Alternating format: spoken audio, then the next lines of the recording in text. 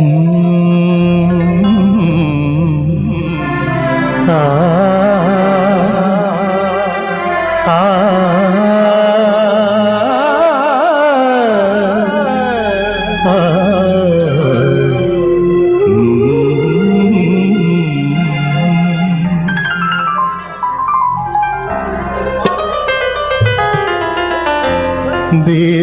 దర్శించు మా దేశం మా భారతదేశం. విజ్ఞాపనలు చేశాము మా దేశ ప్రజల కోసం. సిద్ధపడ్డవాళ్ళు వచ్చేసేయండి ముందుకు త్వరగా. దేవా దర్శించు మా దేశం మా భారతదేశం. విజ్ఞాపనలు చేశాము మా దేశ ప్రజల కోసం. దేవా దర్శించు మా దేశం మా భారతదేశం. విజ్ఞాపనలు చేశాము మా దేశ ప్రజల కోసం. దేశ ప్రజల కోసం, ప్రియమైన ప్రజల కోసం. దేశ ప్రజల కోసం, ప్రియమైన ప్రజల కోసం. దేవా దర్శించు మా దేశం మా భారతదేశం. విజ్ఞాపనలు చేశాము మా దేశ ప్రజల కోసం. స్తోత్రం. నీళ్ళ దగ్గరికి వెళ్ళిపోండి. నీళ్ళ దగ్గరికి వెళ్ళండి. తీసుకెళ్ళి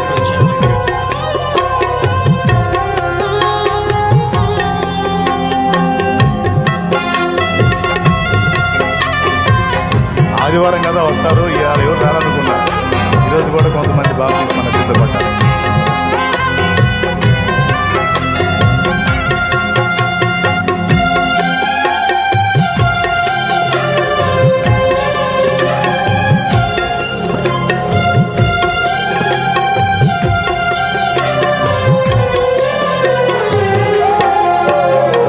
ప్రతి ఉదయం నీ గడప యొద్దని కాచుకొని కూర్చున్నాము. ప్రతి ఒక్కరిని రక్షించమని నిన్నే వేడుచున్నాము.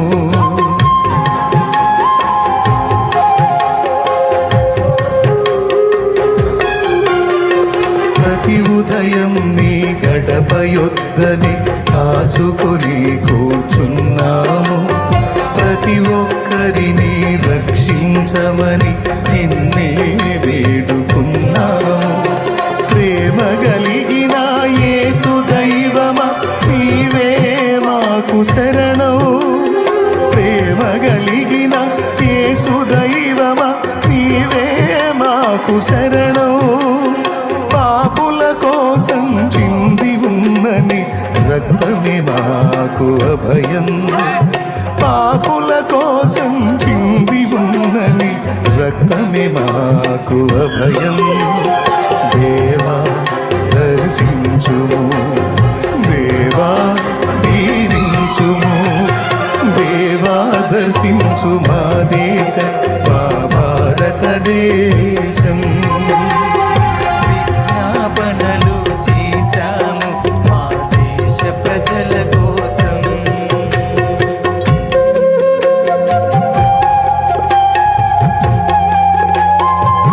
మాకిదే ప్రపంచం. మీరు ఇబ్బంది పడతారేమో. ఇవ్వండి, తినుకోండి, తినుకోండి.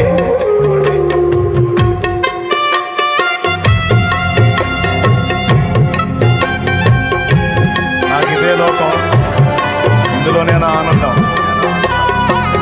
ఇదే నా ప్రార్థన, నా విజ్ఞాపన, నా తపన.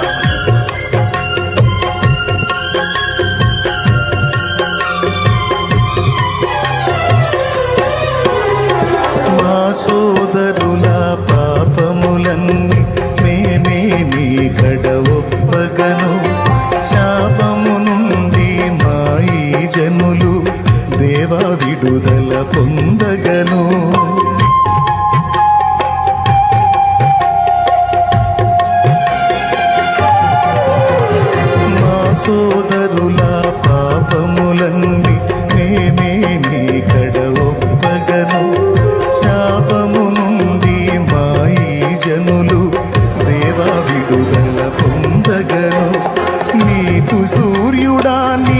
వెలుగును భారతదేశము చూడగను. నీతి సూర్యుడా నీదు వెలుగును భారతదేశము చూడగను. నీదు జ్ఞానము నీతి మార్గము ప్రజలంతా పొందగను. నీదు జ్ఞానము నీతి మార్గము ప్రజలంతా పొందగను. దేవా దర్శించుము, దేవా దీవించుము, దేవా దర్శించు మా దేశం మా భారతదేశం. విజ్ఞాపనలు చేశాము మా దేశ ప్రజల కోసం. దేవా దర్శించు మా దేశం మా భారతదేశం. విజ్ఞాపనలు చేశాము మా దేశ ప్రజల కోసం.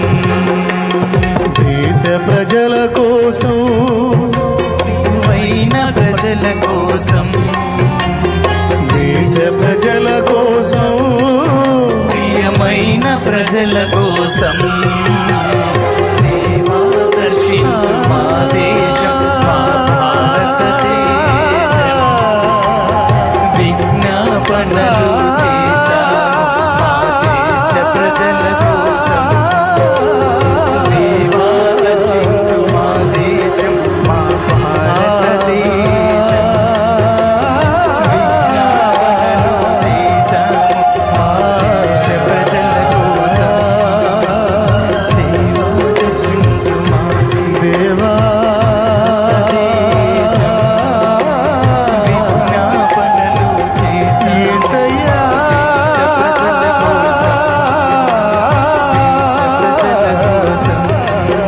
యేసయ్యా,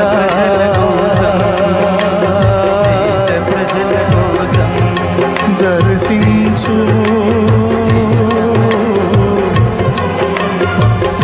దర్శించు నా భరత దేశాన్ని.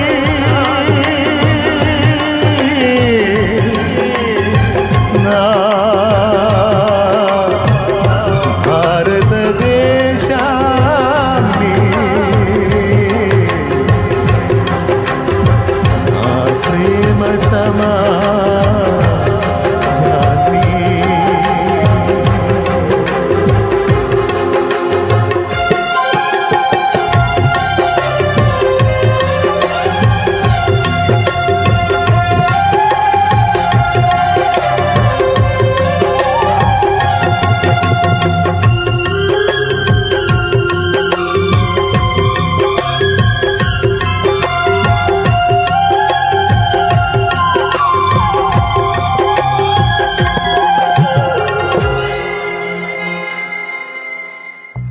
కీర్తనల గ్రంథము 51వ కీర్తన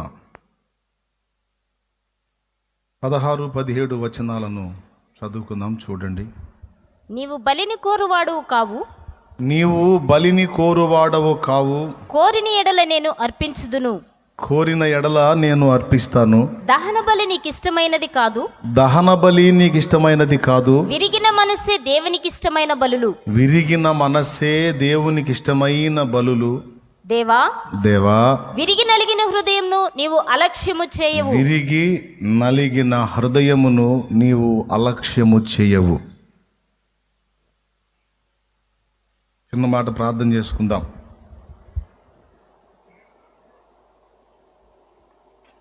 ప్రేమ కలిగిన మా మహాపరిశుద్ధ తండ్రి, ఘనుడవగు దేవా, నీకు స్తోత్రము.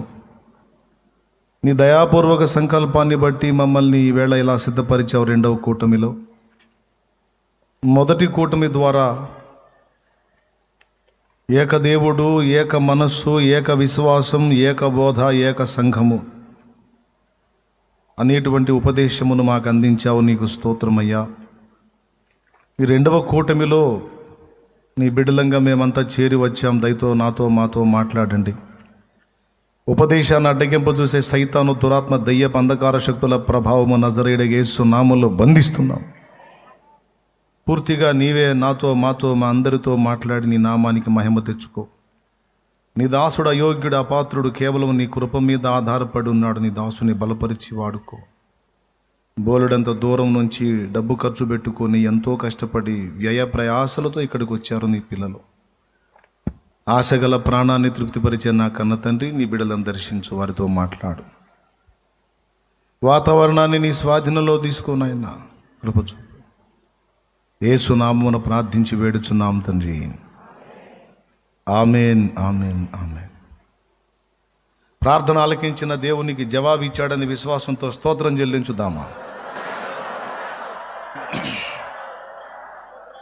రైట్. ఈరోజు మట్టలాదివారం అని మీకు అందరికీ తెలుసు కదా, నాకు కూడా తెలుసు. కాబట్టి ఇక దాని గురించి తెలుసుకోవాల్సిన అవసరం లేదు. యేసు ప్రభు తన శిలువ యాగానికి ముందు ఇక చివరిసారిగా యెరూషలేం యాత్ర చేసినటువంటి టైం అది. ఆయన మరి ఒక గాడిద పిల్లనెక్కి ఆయన యెరూషలేంకి వెళ్ళటం జరిగింది. అక్కడ వారు ఆయనకి స్వాగతం పలకటం కూడా ఖర్జూర మాటలతో జరిగింది. స్వాగతం పలికారు. ఆ తర్వాత కొంతకాలానికి ఆయన సిలువ వేయబడ్డాడు. తర్వాత సమాధి చేయబడ్డాడు. 3వ నాడు పునరుద్ధానుడై తిరిగి లేచి 40 దినములు శిష్యులకు అగిపించి మరికొందరికి ఇంచుమించు 500 మందికి పునరుద్ధానుడైన యేసు కనిపించి అందరూ చూచుచుండగా ఒలీవల కొండ మీద నుండి పరమునకు ఆరోహణమయ్యాడు. పరమునకు ఎలా ఆరోహణమై వెళ్ళాడో అలాగే తిరిగి త్వరలోనే రాబోతున్నాడు. ఇదిగో ఆయన మేఘారూఢుడై వచ్చుచున్నాడు. ప్రతి నేత్రము ఆయనను చూచును, ఆయనను పొడిచిన వారును చూతురు అని వ్రాయబడి ఉంది. త్వరలో నెరవేరుతుంది.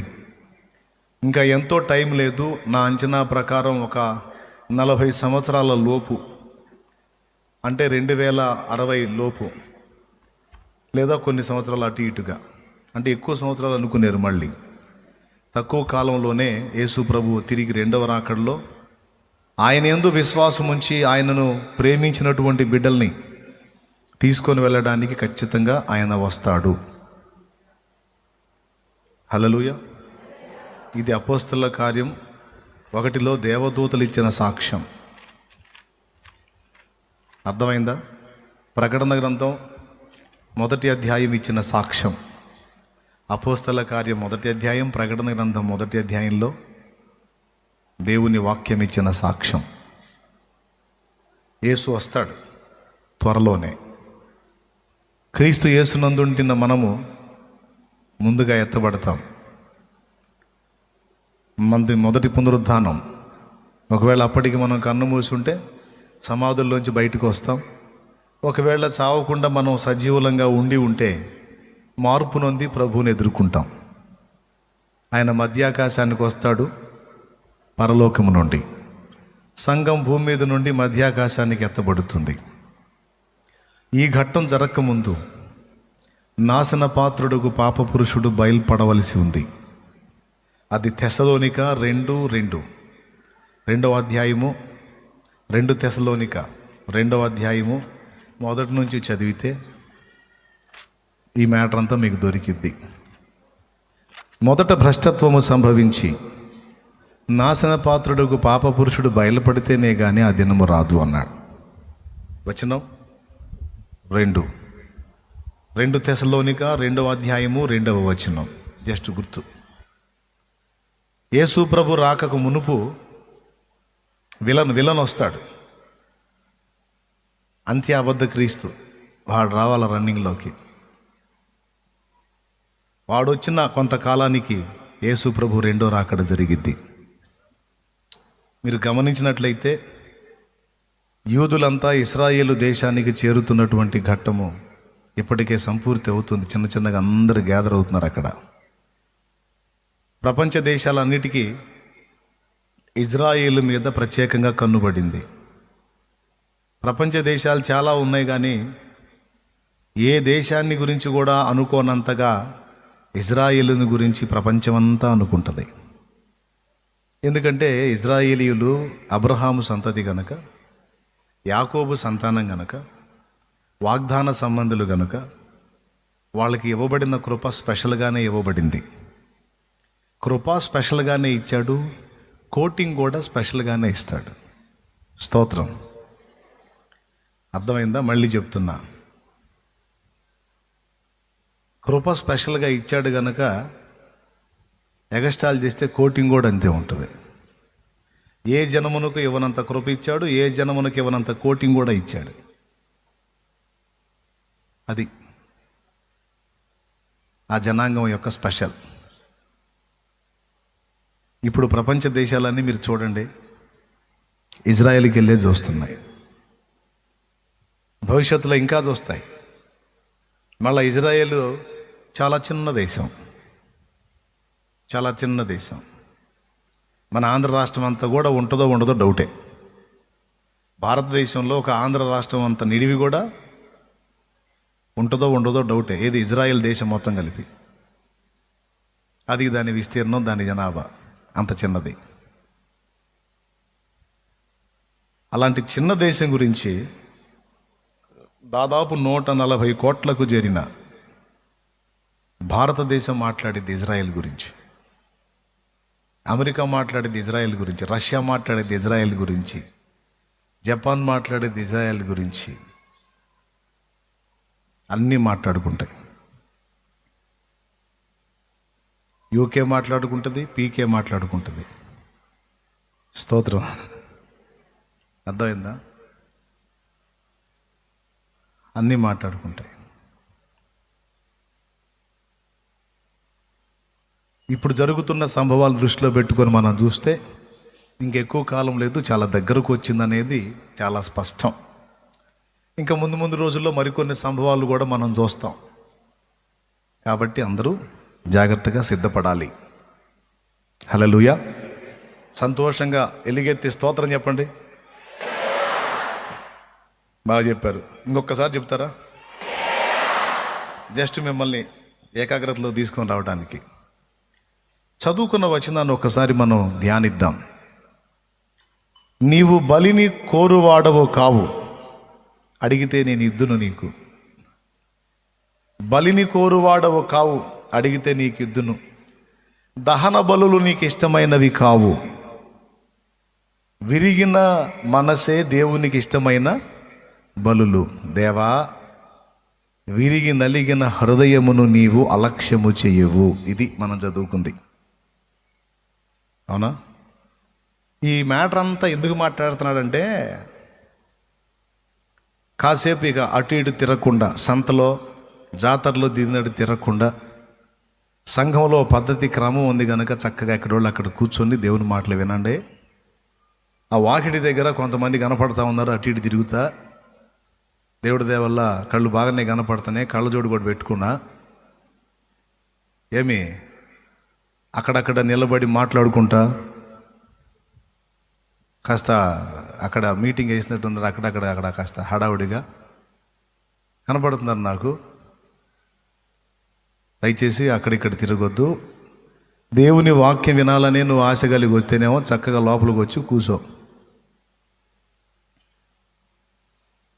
బజారులో తిరగాలని వస్తే రోడ్డు మీద తిరుగు. అయితే నా కళ్ళ ముందు కనపడవాకు. ఆ పెద్ద అక్కడ బజార్ ఉంది, ఆ బజార్లో తిరుగు. ఇంకా పెద్ద బజారు కావాలంటే ఇంకొంచెం ముందుకు పోతే ఉంది, ఆడ తిరుగు. నా కళ్ళ ముందు మాత్రం కనపడొద్దు. అటు ఇటు తిరుగుతా కనపడితే నాకు చీదర పుట్టిద్ది.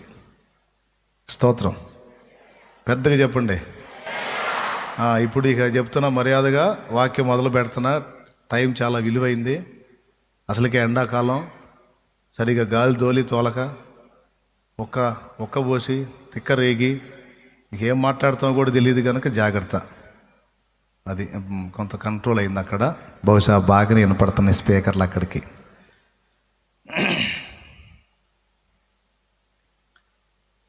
ఈ కీర్తన రాసినటువంటి సమయం ఏంటంటే, దావీదు కీర్తన పాడిన సమయం.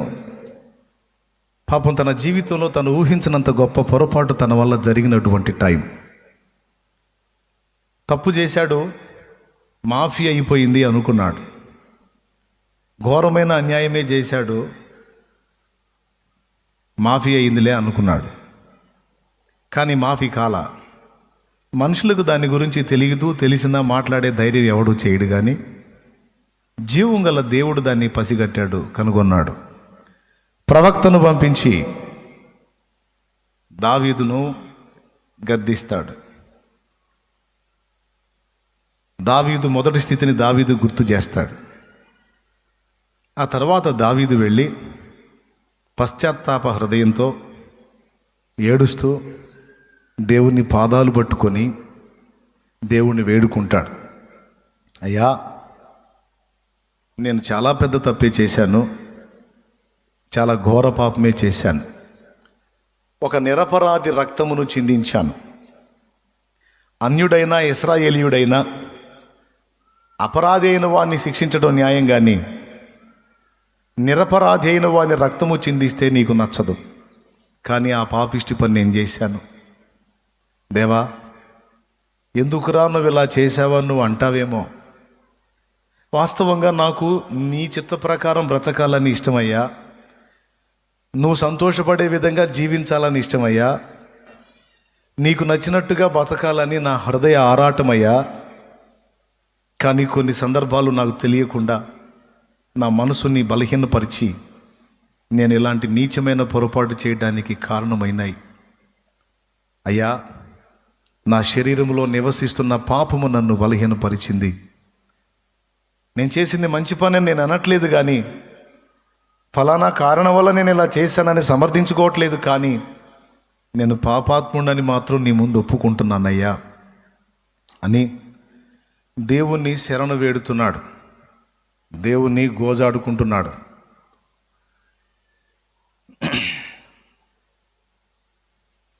ప్రియులారా, గమనించాలి, పరిశుద్ధులకు దేవుడు తన పరిశుద్ధాత్మను అభిషేకం ఇస్తాడు. మనం అభిషేకం కోల్పోకుండా, ఆత్మను కోల్పోకుండా కాపాడుకోవాలి. సౌలు ఆత్మను కోల్పోయాడు, దురాత్మ వచ్చి దాడి చేసింది. ఇస్కరియోతు యోధా దేవుని ఆత్మానుసారంగా నడుచుకోవటం మానేశాడు, విసర్జించబడ్డాడు. దురాత్మ అతనిలోకి ప్రవేశించింది, సాతాను. మన మీద ఉంచిన దేవుని అభిషేకం మనం పోగొట్టుకుంటే, మనలో ఉన్న దేవుని ఆత్మను మనం పోగొట్టుకుంటే దురాత్మలు మన లోపలికి ప్రవేశించే అవకాశం ఉంటుంది. అయితే పరిశుద్ధాత్మను మనం పోగొట్టుకోకుండా, దేవుని అందలి విశ్వాసాన్ని కోల్పోకుండా ఎప్పటికప్పుడు జాగ్రత్త పడాలి. హల్లెలూయా. దావీదు చేసిన పొరపాటుకు ఎంత డేంజర్ వచ్చిందంటే, దేవుని ఆత్మ దావీదును అసహించుకొని ఆయన్ని వదిలిపెట్టి వెళ్ళిపోయే పరిస్థితి వచ్చింది. అంత తప్పు దావీదు వల్ల జరిగింది. అందుకని దావీదు 51వ కీర్తన 11వ వచనంలో దేవా ఇలా అంటున్నాడు, నీ సన్నిధిలో నుండి నన్ను త్రోసివేయకుము, నీ పరిశుద్ధాత్మను నా యొద్ద నుండి తీసివేయకుము. అంటే కండిషన్ ఎలా వచ్చిందంటే, తన యొద్ద ఉన్న పరిశుద్ధాత్మను తను కోల్పోయే పరిస్థితి వచ్చింది. దేవుడు తన ఆత్మను దావీదు మీద నుండి, దావీదు యొద్ద నుండి తీసేసే పరిస్థితి వచ్చింది. అది తీయబడితే, దేవుని ఆత్మ అతన్ని వదిలిపెట్టి వెళ్ళిపోతే తన దగ్గరికి ఏం వచ్చిందో తెలుసు దావీదుకి, ఎందుకంటే ఆల్రెడీ సౌలు చూస్తున్నాడు. అందుకని దేవుణ్ణి గోజాడుకుంటూ అంటున్నాడు, అయ్యా, నీ ఆత్మను నా యొద్ద నుండి, నీ పరిశుద్ధాత్మను నా యొద్ద నుండి తీసివేయొద్దయ్యా, నీ సన్నిధిలో నుండి నన్ను త్రోసివేయొద్దయ్యా. తీర్పు తీర్చేటప్పుడు నువ్వు నిర్మలుడు అయ్యా, నేనే పాపినయ్యా, పాపంలోనే నా తల్లి నన్ను గర్భం ధరించింది, గర్భాన్ని మోసింది, నేను పాపంలో పుట్టినోడినయ్యా అని తన పాపమును ఒప్పుకుంటూ దావీదు పాడుకున్న పాటే 51వ కీర్తన. అందులోనే ఇందాక నేను చూపించిన వచనాలు 16-17. అయ్యా, బలిని నీవు కోరువాడవు కావు, లేకపోతే నేను పాపం చేశాను కదా, బలి నాకు ఇస్తే సరిపోయిద్దిరా అంటే, ఒకటేంది 100 గొర్రెలనైనా కోస్తా, 100 ఎడ్లనైనా నీకోసం వధించి బలులు అర్పిస్తా, కానీ బలిని నీవు కోరవు.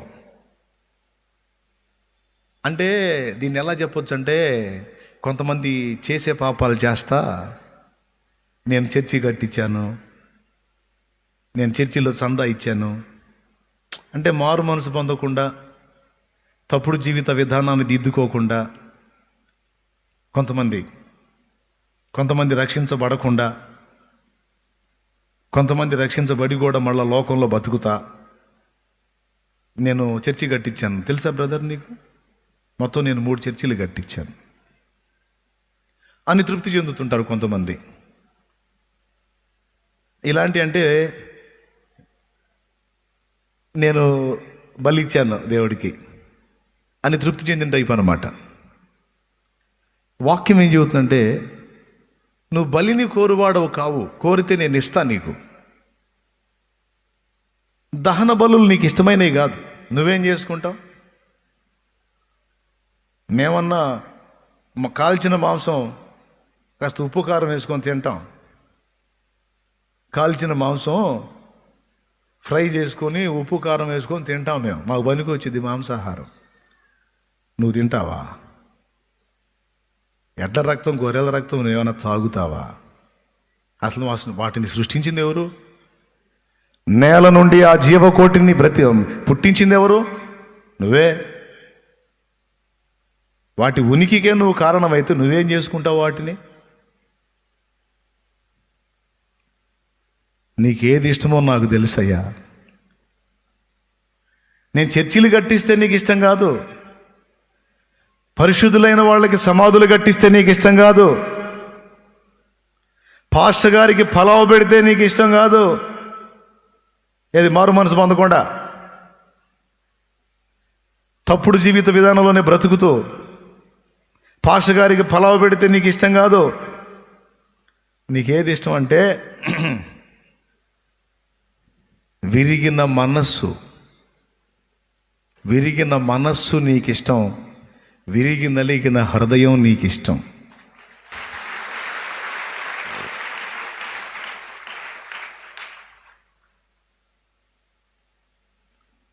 నేను బలులు ఇస్తే నువ్వు శాంతించవు, దహన బలులు ఇస్తే నువ్వు శాంతించవు. నాకు తెలుసు, పాపం చేసిన నేను దహన బలులు ఇచ్చి నిన్ను తృప్తిపరచలేను, శాంతింపజేయలేను. నీకు ఇష్టమైంది ఏందో నాకు తెలిసి ఏంటని, విరిగి నలిగిన హృదయం నీకు ఇష్టం. అందుకే నేను బలులు ఇస్తానంటలా, దహన బలులు అంటల్లా, ఏడుస్తున్నానయ్యా అంటున్నాడు. విరిగిన మనసే నీకే ప్రియము యేసునాథా. రోజు మాట్లాడుతూనే ఉన్నాను, కొంచెం గొంతు ఇబ్బందిగా ఉంది, దడుచుకోవాకండి.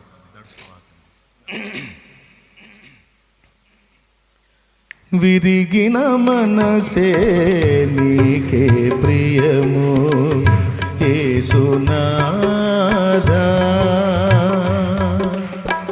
ఉన్నతమైన స్థలములయందే నివసించువాడా.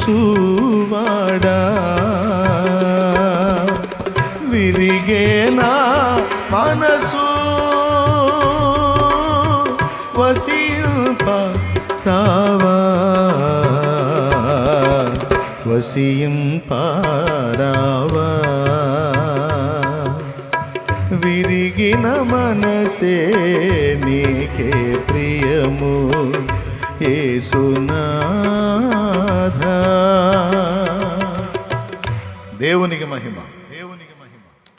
అందులో చరణంలో అంటాడు,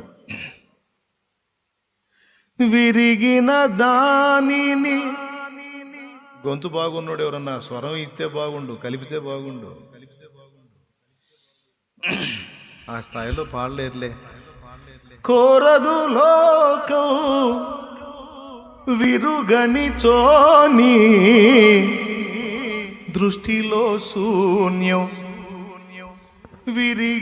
విరిగిన దానిని.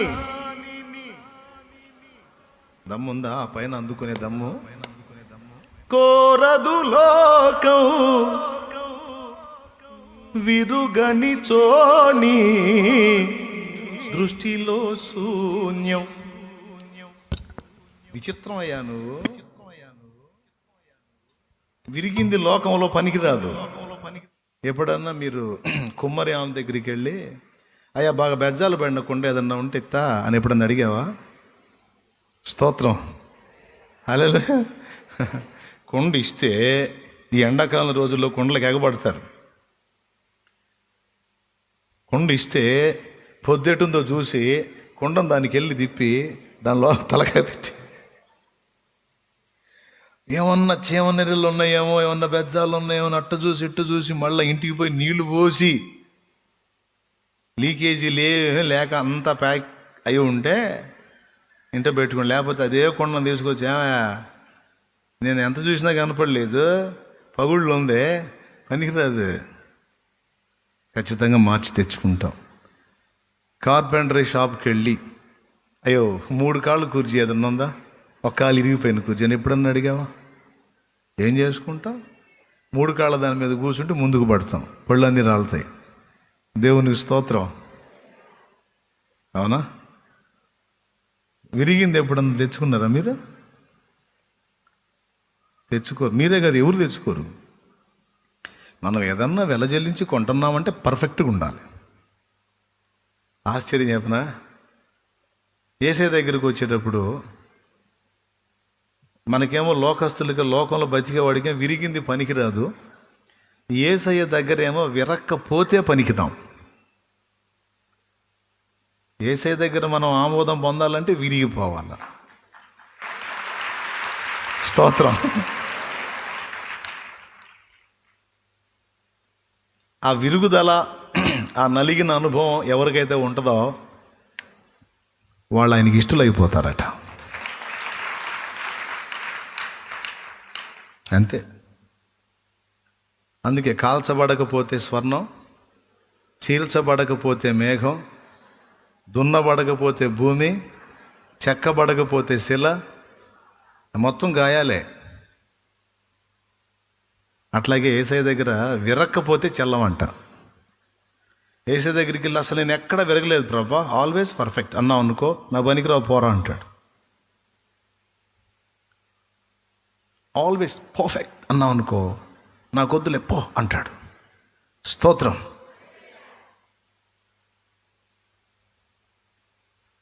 విరిగేనా మనసు వసింప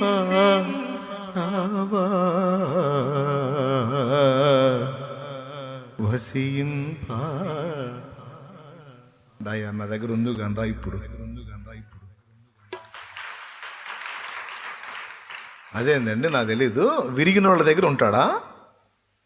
విరిగిన వాళ్ళ దగ్గర ఉండడా? ఎవరి దగ్గర ఉంటాడు దేవుడు? విరిగిన వాళ్ళ దగ్గర ఉంటాడు, విరగిన వాళ్ళ దగ్గర ఉంటాడా? ఏం విరగాలి? కాళ్ళు చేతులు కాదు. కాళ్ళు చేతులు ఇరిగిన వాళ్ళని దేవుడు ముందు కూర్చో అయ్యా అని ఎడితే వచ్చి ఉంటాడులే, అది వేరే సంగతి. కానీ మనస్సు, హృదయం అయి విరగాలి. అందులో ఉన్న అహం విరగాలి. ఈ అహం అనేది చూసారా, పెద్ద సబ్జెక్ట్ అది. అది విరగాలి. దీన్నే అతిశయం అన్నారు, అహం అన్నారు, స్వయం అన్నారు. అది విరగాలి. యేసు ప్రభు దగ్గరకు వచ్చి పాపిని క్షమించయ్యా అన్నోడికి రక్షణ. ఎవరయ్యో నా దగ్గర ఏం పాపాలు ఉన్నాయి అన్నోడికి రక్షణ.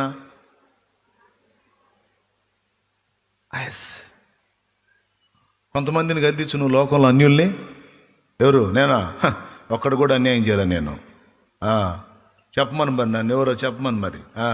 ఒక్క తప్పు కూడా చూపించలేవు నా దగ్గర నువ్వు, నేను అంత పర్ఫెక్ట్ అని మాట్లాడుతుంటారు లోకస్తులు. తెలుసుగా మీకు. చర్చికి రారా అని పిలిస్తే ఒకడు అంటాడు, మీలాంటి పాపులకు రా, నాలాంటి వాడికి ఎందుకు అంటాడు. ఏంటిది? చర్చి అంట, మీలాంటి పాపులకు రా, నాలాంటి వాడికి ఎందుకు అంటే వీడి ఫీలింగ్ ఏంది? నేను పాపిని కాదు పరిశుద్ధుణ్ణి అని. ఇప్పుడు రక్షణ ఎవరికి? పాపినయ్యా అని వచ్చినోడికా? అబ్బాయి మన దగ్గర పెద్ద పాపాలు ఏం లేవులే అన్నోడికా? ఇందులో విరిగినోడెవరు, విరగనోడెవరు? అయ్యా నేను పాపినయ్యా, నా మంచి కాదయ్యా, నన్ను నేను కాపాడుకోలేనయ్యా, ఏసయ్యా నాకు నువ్వే దిక్కయ్యా అన్నోడు విరిగినోడు. ఆయన కాపాడేది ఏంది? నన్ను, నా నీతి నన్ను కాపాడిద్ది. ఒకడికి అన్యాయం చేయలేదు సార్ నేను, ఏదో నువ్వు రమ్మంటే వచ్చా కానీ నేను నీ తప్పలేదే, మహానీతిగా ఉన్నా. సరే అంటే వీడు దేని మీద ఆధారపడ్డాడు? వీడి గర్వం ఏంటి? నేను నీతిమంతుణ్ణి, నేను మంచోడ్ని అని వీడి ఫీలింగ్, అది వీడి అహం, వీని గర్వం, వీని అతిశయం అది. నేను వాళ్ళలాగా వీళ్ళలాగా గడ్డి తినే చేష్టాలు చేయలే. ఏం తినే చేష్టాలు? పెద్దగా చెప్పండి. నేను వాళ్ళలాగా వీళ్ళలాగా అడ్డదిడ్డంగా బతకలా. నేను పవిత్రంగా బతికా, నీతిగా బతికా, యథార్థ. లోకస్తులకు అందించని ఇట్లాంటి డైలాగులు ప్రతి ఒక్కడు మాట్లాడుతుంటాడు. స్తోత్రం. అవునా కాదా? ఎంతమంది ఒప్పుకుంటారు? మీకు తగల ఇట్లాంటి వాళ్ళు? కదిలిస్తే చాలు ఇక మనల్ని నోరెత్త నీరు వాళ్ళు చెబుతుంటారు మొత్తం. నేను లోపల పగలబడి నవ్వుకుంటుంటా ఇట్లాంటి మాటలు మాట్లాడేవాళ్ళు మాట్లాడుతుంటే ఇని. ఏందంటే నేను అసలు మామూలుగా అంతా ఎంతంటే నేను లోపల నవ్వుకుంటాను, నీకు పగిలిద్దిరో అని. స్తోత్రం. ఏంటిది? నీకు మూతి పగులుట ఖాయం. అయ్యా నువ్వు ఎంత మొనగాడివైనాక మా నీతి క్రియలన్నీ మురికి గుడ్డల వంటివి అన్నాడు యెషయా.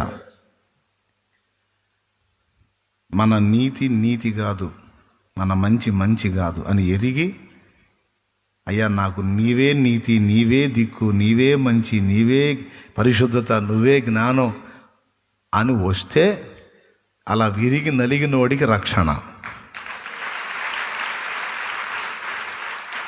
నువ్వేం చేయవసరంలా, జస్ట్ నీలో ఉన్న అహం విరుచుకొని విరిగి నలిగిన మనసు కలిగి దేవుని దగ్గరకు వచ్చి అయ్యాను నువ్వు బతికిపోతావు.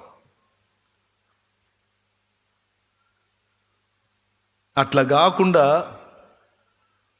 నేను అంత మంచివాడిని ఇంత మంచిదాన్ని అని ఓవర్ యాక్షన్ చేసావనుకో, ఇప్పుడు ఏం కదిలించడు. మాకు కూడా చెబుతాడు, అన్ని కదిలించవాకంటాడు, చాలా మంచోడు అంటాడు. స్తోత్రం. ప్రభా మళ్ళీ చెప్దాం అనుకుంటున్నా, ప్రభా చెప్పొద్దు చాలా మంచోడు, ఆడి మంచి నేను ఆడు తేల్చుకుంటా, నువ్వు మెలకుండా ఉండి అంటాడు. రేపు అక్కడికి పోయినాక అబ్బాయి ఎక్కరా తక్కడెక్కరా అంటాడు. ఎందుకు నాయన? నీ మంచినను నిన్ను కాటాయేస్తారా, నీ పాపాలను నీ మంచిని కాటాయేస్తా అని తక్కడెక్కాడు అనుకో, అప్పుడు తేలిద్ది. తక్కడెక్కడమేంట్రా తిక్కలోడా? తక్కెడ అంటే త్రాసు కదా, త్రాసులో దేవుడు తోస్తాడా అని అడగండి. నాకేం తెలుసు? దానియేలు 5లో చెప్పాడు, నేను నిన్ను త్రాసులో తూచగా నీవు తక్కువగా కనబడితివి. మినే టెకెల్ ఫార్సిన్ అనే దానిలో మీనింగ్ చెబుతూ దానియేలు బెల్షస్సరు అనే రాజుకు చెప్తున్నాడు, అయ్యా నువ్వు రాజు అయ్యావు, మీ అయ్య రాజ్యాన్ని పొందావు, బాగుందిరా. మీ నాన్న కూడా ఒకసారి ఎట్టనే ఓవర్ యాక్షన్ చేశాడు దేవుని మీద. 7 సంవత్సరాలు జంతువుల మనస్సు కలిగి అడవిలో జంతువులాగా మట్టి పూసుకుంటా తిరిగాడు. అదే పని ఈరోజు నువ్వు చేసావు, బుద్ధి తక్కువడా. బెల్షస్సరు ఏం చేసావు నువ్వు? జీవము గల దేవుని సన్నిధిలో నుండి తీసుకొచ్చిన పాత్రలలో, పరిశుద్ధ స్థల పాత్రలలో మద్యం పోసుకొని తాగుతూ శాపగ్రస్తమైన వాటిని ఆరాధించావు, మహిమపరిచావు. అందుకే అయిపోయింది నీ పని. ఏం లేదు, ఇలా పని చేశాడు బెల్షస్సరు అనే రాజు. యెరూషలేము నుండి దోచుకొచ్చినటువంటి దేవుని పాత్రల్లో మందు తాగుతా వాడు శాపగ్రస్తమైన వాటిని ఆరాధిస్తాడు. అందరితో కలిసి అట్లా చేస్తున్నప్పుడు మానవ హస్తం వంటి హస్తం వచ్చింది. ఆ ఎదురు గోడ ఉంది కదా, ఇప్పుడు ఇట్లా మాట్లాడుతూ ఉంటే ఎదురు గోడ ఉంది చూడండి. ఆ ఎదురు గోడ లేదు, కాకపోతే ఆ ఎదురు షీట్లు ఉన్నాయి చూడండి, అటు ప్రేయర్ హ్యాండ్స్ ఉన్నాయి చూడండి, అటు వెనక్కి తిరిగి చూడండి, కాకపోతే చూడండి ఏమున్నాయి ఆడా? ఇవి ఉన్నాయిగా, ప్రేయర్ హ్యాండ్స్ ఉన్నాయా? అట్లాగే చేస్తూ ఉన్నాడు. అక్కడ ఒక హ్యాండ్ వచ్చింది, వేళ్ళు రాస్తా ఉన్నాడు అక్కడ. ఇంకా ఏం కనపడలే, ఓన్లీ హ్యాండ్, ఫింగర్స్ రాస్తా ఉన్నాడు. మనోడికి తాగిందంతా దిగింది. స్తోత్రం. మోస్తా కళ్ళు తెరుస్తా ఉన్నాడు. కాస్త చూశాడు, బిడ్డ ఫింగర్స్ రాస్తా ఉన్నాయి. మినే టేకెల్ ఫార్ సిన్ అని రాశాడు. బిక్క చచ్చిపోయాడు. ఏందిరా చెయ్యి వచ్చి రాస్తుంది ఏందిరా అన్నాడు. వాటితో పాటు తాగుతుంటారుగా. మహారాజా, మీరు తాగిన మద్యం సామాన్యమైనది కాదు, మహా కిక్కు కాదురా తెక్కోడా. చూడు చూడరా. చూస్తే రాస్తుంది మేనే టేకెల్ ఫారిస్తుందండ. మీకు కనపడుతుందా? కనపడుతుంది మహారాజా. ఏం కనపడుతుంది? ఏందో అక్షరాలు కనపడుతున్నాయి. ఇప్పుడు చెప్పురా, ఇందా కళ, మత్తు, కిక్కు, దర్శనం అంటివి కదరా. నాకు కనపడుతుంది మహారాజా. వాడిని అడుగు, నీకు కనపడుతుంది? నాకు కూడా కనపడుతుంది. చదవండిరా అన్నాడు. ఏం భాష అర్థం కావట్లేదు మహారాజా. పిలవండిరా, భాషా ప్రవీణులను పిలవండిరా. పిలిచారు, చదివారు, అర్థం కావట్లా. అప్పుడు కూర్చొని దిగులేసుకున్నాడు. భార్య దగ్గరికి వచ్చింది. ఏమరా అబ్బాయి దిగులేసుకున్నావు అని అడిగింది. ఏం లేదు, డ్రింక్ చేస్తూ ఉన్నాను రాత్రి, కొన్ని పిచ్చి పనులు చేసేలే రాత్రి. ఆ చేస్తున్నప్పుడు మానవ హస్తం వంటి హస్తం వేళ్ళు వచ్చి ఆ గోడ మీద రాసిన రాత ఒకటి ఉంది. ఆ రాత ఏంటో, దాని అర్థం ఏంటో తెలియక అల్లాడుతున్నాను అని తన దిగులను వ్యక్తం చేస్తే భార్య చెప్పింది, ఇంతోటి దానికి బాధపడటం ఎందుకు? మీ రాజ్యంలో మీ నాన్నగారు టైం నుంచి ఉన్నాయని ఒక ఆయన ఉన్నాడు, అదిగో చూడండి. అట్లా రాశాడు. ఇది ఎవరికి కనపడుతుంది? మందుబాబుకి కనపడుతుంది. బెల్షస్సర్కి దానియేలు 5లో ఉంటుంది ఈ మ్యాటరు. మొత్తం చూశాడు. ఇక ఆమె చెప్పింది, నువ్వేం చింతపడొద్దు, మన రాజ్యంలో మీ నాన్నగారి టైం నుంచి ఉన్నాయని ఉన్నాడు, ఆయన పేరు దానియేలు, పరిశుద్ధ దేవతల ఆత్మ కలిగిన వాడు ఆయన. ఆయన్ని పిలు,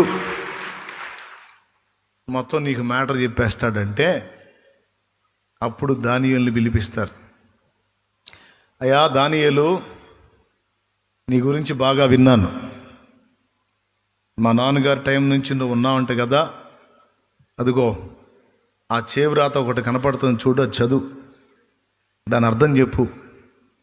నేను నీకు సన్మానం చేస్తాను, నీకు బహుమానాలు ఇస్తాను, నా మెడలో హారం వేస్తాను, నిన్ను ఆ మంత్రిని చేస్తాను, నీకు సింహాసనం ఇస్తాను, నీకు మహారాజా నీ దానాలు బేదలకు ఇవ్వండి, నీ హోదాలు ఇంకెవరికైనా ఇవ్వండి. నన్ను పిలిచారు, నేను వచ్చా. మహోన్నతుడైన దేవుడు చెప్పమన్న మాట మీకు చెబుతా అని ఆయన చెప్పాడు. మినే అనగా చదవా 5వ అధ్యాయం 24వ వచనం. 5:24 అంట చూడండి. కావున ఆయన ఎదుటి నుండి ఈ అరచెయ్యి వచ్చి ఈ వ్రాతను వ్రాసిన శాసనం ఏదనగా మెనే టేకిల్ యుఫార్సిన్. ఈ వాక్య భావం ఏమనగా, మినే అనగా దేవుడు నీ ప్రభుత్వ విషయంలో లెక్క చూచి దాన్ని ముగించెను. హలో బ్రదర్స్ అండ్ సిస్టర్స్, మనందరి లెక్కలో రాయబడతాయి. బెల్షస్సర్ లెక్క కాదు, మనందరి జీవితాల్లో లెక్క కట్టబడతాయి. మన క్రియలన్నీ లెక్క కట్టబడతాయి. టోటల్గా మనందరికీ లెక్కల పుస్తకం ఉంది. గుర్తుపెట్టుకోండి, నిద్రపోవాకండి, మర్చిపోవాకండి. పక్క అందరికీ గణిత శాస్త్రం ఉంది. స్తోత్రం. అయిపోలా, చదువు. టేకేల్ అనగా ఆయన నిన్ను త్రాసులో తూచుగా నీవు తక్కువగా కనబడితివి. అది లెక్క. ఇప్పుడు అసలు నేను ఏ తప్పు చేయలేదు, నేను అంత మంచోడిని ఇంత మంచోడిని ఓవర్ యాక్షన్ చేస్తాడే, వాడిని ఎక్కిస్తాడా లేదా? ఇప్పుడు చెప్పండి త్రాసులో. ఆ పాయింట్ మీకు అర్థం కావటానికి చెప్పా. మరి ఆయన సంగతి ఏంది అని అంటారేమో. ఇంటికి పోయి దానియేలు పుస్తకం చదువుకోండి. దేవునికి స్తోత్రం. అందులో ఉంటుంది. చెప్పేదా అది? తెలుసుగా మీకు. అయిపోయింది, ఏం లేదురా, నువ్వు చాలా తప్పు చేసావు, నీ కథ క్లైమాక్స్కి వచ్చింది, రేపు ఈ టయానికల్లా అయిపోతావు నువ్వు, నీ ప్రభుత్వం నీ దగ్గర నుండి తీసివేయబడి మాదీయులకు పారసీకులకు ఇవ్వబడుతుంది, ఇది దేవుడు చెప్పి రాయించాడు అబ్బాయి అని చెప్పి వెళ్ళాడు ఆయన. తర్వాత అదే జరిగింది. ఇంకా ఇంట్రెస్టింగ్ మ్యాటర్లు ఉంటాయి, దానియేలు పుస్తకం చదవండి, బాగుంటుంది. ఇక్కడ పాయింట్ ఏంటంటే, రక్షణ ఎవరికి అంటే విరిగి నలిగిన హృదయం గలవానికి. దేవుని దగ్గరకు వచ్చి నీ నీతిని, నీ మంచితనాన్ని, నేను పాస్టర్ గారికి ఎప్పుడు సందా ఎత్తుంటాను, మా ఇంటికి ఎప్పుడు వచ్చినా పలావ్ తప్పకుండా పెడతానంటే కాదు. నేను చర్చికి అంత సందా ఇచ్చాను, నేను ఇంత అమౌంట్ ఇచ్చానంటే కాదు. ఇవన్నీ పక్కన పెట్టి నీ దానాలు, ధర్మాలు, నీ త్యాగాలు, నీ మంచితనం, నీ నీతి ప్రవర్తన, వీటన్నిటినీ దేవుని ముందుకు తీసుకొచ్చి, మా తాతయ్య పాస్టరు, మా నాయనమ్మ పాస్టరమ్మ, అసలు మా నాన్న ఫాదరు, మా ముత్తాత పాస్టరు, మొత్తం అసలు పాస్టర్ల వంశంలోంచి నేను వచ్చాను అంటే ఐసా నై హోతా పైసా. మీ తాతయ్య పాస్టర్ కావచ్చు, మీ నాన్న పాస్టర్ కావచ్చు, నువ్వు పాపివే. నువ్వు మారు మనసు పొందాల్సిందే, బాప్తీసం పొందాల్సిందే. నేను అంత మంచివాడిని, ఇంత మంచివాడిని, నేను అసలు ఎంతమందికి మేలు చేశాను తెలుసా, చర్చిలు కట్టించి ఎన్ని ముచ్చట్లు చెప్తే సరే కానివ్వండి వదిలేసేయండి అనడం అంటే ఏంది? ఇప్పుడు నీ నీతి గొప్పదంటావా, నీ క్రియలు గొప్పవి అంటావా? సరేరా, అట్లయితే నీ క్రియలు, నీ పాపపు క్రియలు, నీ మంచి క్రియలు మొత్తం త్రాసులో తూస్తా. నీ నీతి క్రియలు మంచిగా కనిపించిననుకో, నా ముందు ఎక్కువ కనపడ్డాయి అనుకో వదిలేస్తా, తక్కువ కనపడ్డాయి అనుకో పాతాళానికి నెడతా అంటాడు. ఎందుకు వచ్చిన గొడవ? దేవుడి ముందు ఓవర్ యాక్షన్ చేయొచ్చా? సుప్రీం కదా, పుట్టించింది ఆయన కదా, బతికిస్తుంది ఆయన కదా, ఎగస్టాల్ చేస్తే జాయింట్లు తీసేది ఆయన కదా. ఎందుకు వచ్చిన గొడవ? ఎక్కడన్నా మనం డ్యాన్స్ వేయచ్చు కానీ దేవుని ముందు వేయకూడదు. స్తోత్రం.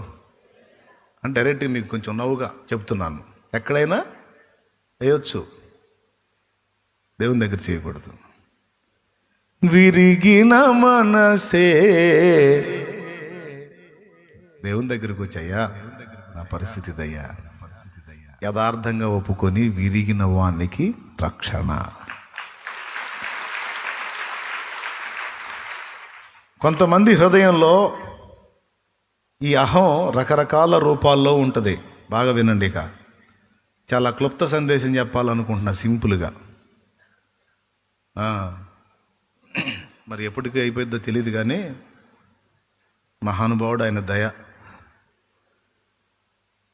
ఈ అహం అనేది దేవుణ్ణి ఎరక్క మునుపు, దేవుణ్ణి ఎరిగిన తర్వాత కూడా మనల్ని వెంటాడే అవకాశం ఉంది. ఈ అహం అతిశయం, గర్వం, మిగిలిన పాపాలన్నీ బయటికి కనపడతాయి కానీ ఇది బయటికి కనపడదు. అసలు ఇది మనలో ఉన్నట్టే మనకు అర్థం కాదు, కానీ మా డేంజర్ అండి. చాలా ఆశీర్వాదాలు మనకు రాకుండా అడ్డగించేది ఇదే, మనల్ని భ్రష్టు పట్టించేది ఇదే, మనల్ని చీదర చేసేది అదే. అహము, గర్వము, అతిశయం. స్తోత్రం చెప్పండి. నీ మంచి క్రియలు నీకు గొప్ప కావచ్చు, నీ దాన ధర్మాలు నీకు గొప్ప కావచ్చు, నీకు భజన చేసేవాళ్ళ గొప్ప కావచ్చు, దేవుని ముందు అవి జల్లవు. కాబట్టి నీ నీతి కార్యాలను గూర్చిన అతిశయం నీకు పనికి రాదు. కొంతమందికి ఈ గర్వాల్లో రకరకాల గర్వాలు ఉంటాయిగా. కొంతమందికి జ్ఞానాన్ని గూర్చిన గర్వం ఉంటుంది. నాకు అన్నీ తెలుసు అని అందరినీ చిన్నచూపు చూస్తుంటాడు. అందరినీ చిన్నచూపు చూస్తుంటుంది, ఏమో తెలుసు అని. జ్ఞాన గర్వం అంటారు దాన్ని. కొంతమందికి సౌందర్య గర్వం. కొద్దిగా అందంగా ఉంటారు, ఇక ఈ కొద్దిపాటి అందాన్ని చూసుకొని కదిలితే అద్దం, మెదిలితే అద్దం, అటు తిరిగి చూసుకోవటం, ఇటు తిరిగి చూసుకోవటం. ఏమి అస్సలు మాటినరో. సౌందర్య గర్వం. ఇక కొంచెం ఇక ఆ మనిషి లైన్లోకి వెళ్ళి ఇక చుట్టుపక్కల ఉన్నోళ్ళు కొద్దిగా ఏదన్నా వికారంగా కనపడితే వాళ్ళని ఎగతాళి చేస్తారు, హేళనగా మాట్లాడతారు, పర్సనల్గా ఏవేవో అంటుంటారు వాళ్ళని. సౌందర్య గర్వం. కొంతమందికి ధన గర్వం. డబ్బు రాకముందు దీనిలో ఉంటారు, వాళ్ళకి ధనం వచ్చిన తర్వాత ధనాన్ని బట్టి ఇక కన్ను మిన్ను కానకుండా మాట్లాడుతుంటారు, ప్రవర్తిస్తూ ఉంటారు. ధనాన్ని గూర్చిన అహం, గర్వం. కొంతమందికి వరాన్ని గూర్చిన గర్వం. దేవుడు కొంతమందికి ఆయన పరిచర్య చేయడానికి గిఫ్ట్స్ ఇస్తాడు, వరాలు. దాన్ని బట్టి ఇతరులతో పోల్చుకొని ఇతరుల మీద అతిశయపడుతూ ఉంటారు. వరగర్వం అంటారు దాన్ని. ఇంట్రెస్ట్ ఉంటే రాసుకోవచ్చు, బాగా పనికొస్తాయి. మొత్తం రాసుకొని ఇందులో మన దగ్గర ఏదైనా ఉందని చూసుకొని డిలీట్ చేసుకోవచ్చు, అది తొలగించుకోవచ్చు. లేదా రాయాల్సిన అవసరం లేదులే, పెద్ద మాకు తెలుసులే కానీ అంటే రాసుకునే అవసరం లేదు, గుర్తుపెట్టుకొని తీసుకొని సరి చేసుకో. కొంతమందికి బలాన్ని గూర్చిన గర్వం ఉంటుంది. అంటే ఎవరినైనా దంతాను, ఎవడి మీదైనా గలబడతానని యాకోబులాగా తొడజరిసి విర్రవీగుతూ ఉంటారు, కదిలితే మీదకి వస్తుంటారు కొంతమంది. ఏంటంటే వాడికి బలాన్ని గూర్చిన గర్వం. కొంతమందికి గర్వాలు ఎన్ని రకాలు ఉంటాయో చెప్తున్నాను నేను. కులాన్ని గూర్చిన గర్వం ఉంటుంది. కులం, ఈ జాతి వాళ్ళు తగులుతారు నాకు. వాళ్ళు వస్తే నా దగ్గరికి ఎట్లనన్నా ఏదో ఒక వంక చూపించి వాళ్ళ క్యాస్ట్ నా ముందు ఓపెన్ చేయడానికి ట్రై చేస్తారు. అంటే ఆ క్యాస్ట్ నాకు కానీ వినబడితే వెంటనే నేను అమ్మో ఈ కులమా అమ్మోయ్ అని నేను లోపడతానని. ఆ మొక్క చెబితే వాళ్ళ కర్మ గాలినట్టే. నాకు చెప్పకూడదు. నా దగ్గరకు వచ్చి నేను ఫలానా క్యాస్ట్ అని చెప్పి దాన్ని బట్టి ఆమోదం పొందాలని చూస్తే వాళ్ళ కర్మగా. అప్పటిదాకా మాట్లాడేవాడిని, ఆ మొక్క చెప్పగానే వెళ్ళిపోతా. ఇది కొంతమందికి అదొక ఆనందం. వాళ్ళ కులం అన్ని కులాల కంటే గొప్ప కులం అన్న ఫీలింగ్ లోపల పెట్టుకొని ఏదో వంక చెప్పి ఆ మాటల్లో మేము ఫలానా ఆసు పీస్ అంటారు. అంటే కుల గర్వం. ఇక ఆ గర్వాన్ని మనసులో పెట్టుకొని అందరినీ తక్కువగా చూస్తారు. కొంతమందికి అధికార గర్వం. అధికారం ఉన్నంతసేపు ఎవరిని లెక్క చేయరు. ఈ రకంగా లెక్కేసుకో. ఇక అధికార గర్వం అంటే తెలుసా మీకు? ఎవరికి వచ్చింది, ఎవరికి ఉంటుంది? పెద్దగా చెప్పాలి. ఎవరికి ఉంటుంది? అధికారంలో ఉన్నోళ్ళకు ఉంటుందంట. చెల్లి చెబుతుంది. అధికారంలో ఉన్నోళ్ళకైనా ఇంట్లో ఉండదా? భార్య మీద భర్తకు అధికారం ఉంది. అర్థమైందా? ఈ అధికార గర్వాన్ని ఇంట్లో ప్రదర్శిస్తుంటారు. ఏయ్ నేను ఎవరిని? భర్తనే. నువ్వెవరివి? నువ్వేం చేయాలా? తగ్గుండాలా, నేను ఎగిరెగిరి పడాలా. స్తోత్రం. నువ్వేమో తగ్గించుకోవాలి. నేను అధికారిని, ఇంటి మొత్తం నాదే. అధికారాన్ని పిల్లల మీద ప్రదర్శించబోతారు, భార్య మీద ప్రదర్శించబోతారు. కొన్ని గృహాలలో తల్లి పిల్లల మీద పెత్తనం. అది అధికారమే, అది అధికార గర్వమే. ఈయన ఇంటి మొత్తానికి నాయకుడని, ఇంటి మొత్తానికి పెద్దని ఒక్కొక్కడు సాగిచ్చే సాగింపులు అస్సలు చూడలేం మనం. స్తోత్రం. మిమ్మల్ని కాదయ్యా, ఒక్కొక్కడు ఉంటారులే ఇంటికి. దేవునికి మహిమ. అంటే ఇంటి పెద్ద అన్నమాట, అందుకని పెత్తనం, సాగింపుడు.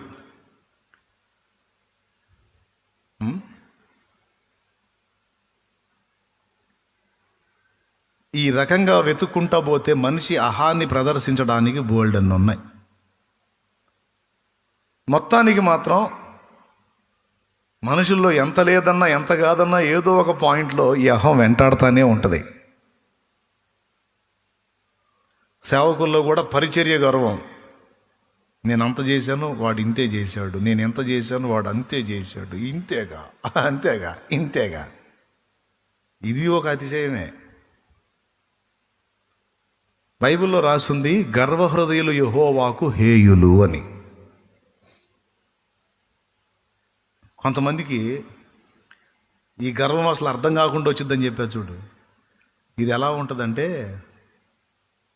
నేను వాళ్ళలాగా వీళ్ళలాగా అతిశయపడినండి, నాకు చాలా తగ్గింపు, నేను చాలా తగ్గించుకుంటానండి, మీకు తెలీదు, వాళ్ళలాగా వీళ్ళలాగా అతిశయపడను, నేను చాలా తగ్గించుకుంటాను అని తన తగ్గింపును గురించి హెచ్చింపుగా చెబుతూ గర్వపడుతున్నాడు. ఎంతమందికి అర్థమైందో వాళ్ళు కొంచెం చురుకైన వాళ్ళు, అర్థం కాకపోతే మాత్రం కొంచెం జాగ్రత్త పడాల్సిందే. అర్థమైన వాళ్ళు చేతులు ఎత్తండి. అర్థమైందా? రైట్, అర్థమైందా? నాకు అసలు చాలా తగ్గింపు అని చెప్పుకుంటూ ఆ తగ్గింపు అనే సుగుణాన్ని హెచ్చించుకుంటూ ఇతరులతో పోల్చుకుంటూ అతిశయపడతారు. ఇంత డేంజర్గా ఉంటుంది అది మనలో. దీని గురించి ఎందుకు చెప్తున్నానంటే ఒక కారణం ఉంది. దీనివల్ల మనకు తెలియకుండానే చాలా నష్టపోయే అవకాశం ఉంది. మనం చాలా బ్లెస్సింగ్స్ లాస్ అయ్యే అవకాశం ఉంది. ఓ రకంగా చెప్పాలంటే దేవుని సన్నిధే మన దగ్గర నుంచి పోగొట్టుకునే అవకాశం ఉంది దీనివల్ల. అహం, అతిశయం, గర్వం వెరీ డేంజర్. అది ఏ రూపేణన్నా రాని, ఖచ్చితంగా ప్రతి ఆత్మీయుడు ఆత్మీయురాలు తమ్మును తాము పరిశీలనగా చూసుకుంటూ జాగ్రత్త చేసుకోవాల్సిన సంగతి ఇది. అర్థమైందా? స్వీయత, అతిశయం, గర్వం, అహం ఇదంతా ఒకే కోవకు చెందినవి. మహానుభావుడు మాస్లమణి గారు పాడాడు, నేను చాలాసార్లు పాడా. ఆత్మార్పణ చేయకనే ఆశిల్చితిని చెలిమి, అహమును ప్రేమించుచునే హరసితి ప్రభుని కలిమి.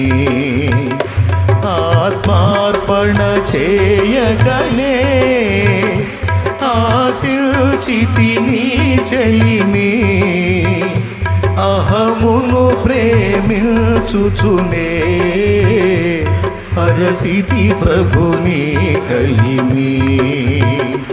ఆశా నిరాశాయే ఆవేదనెదురాయే,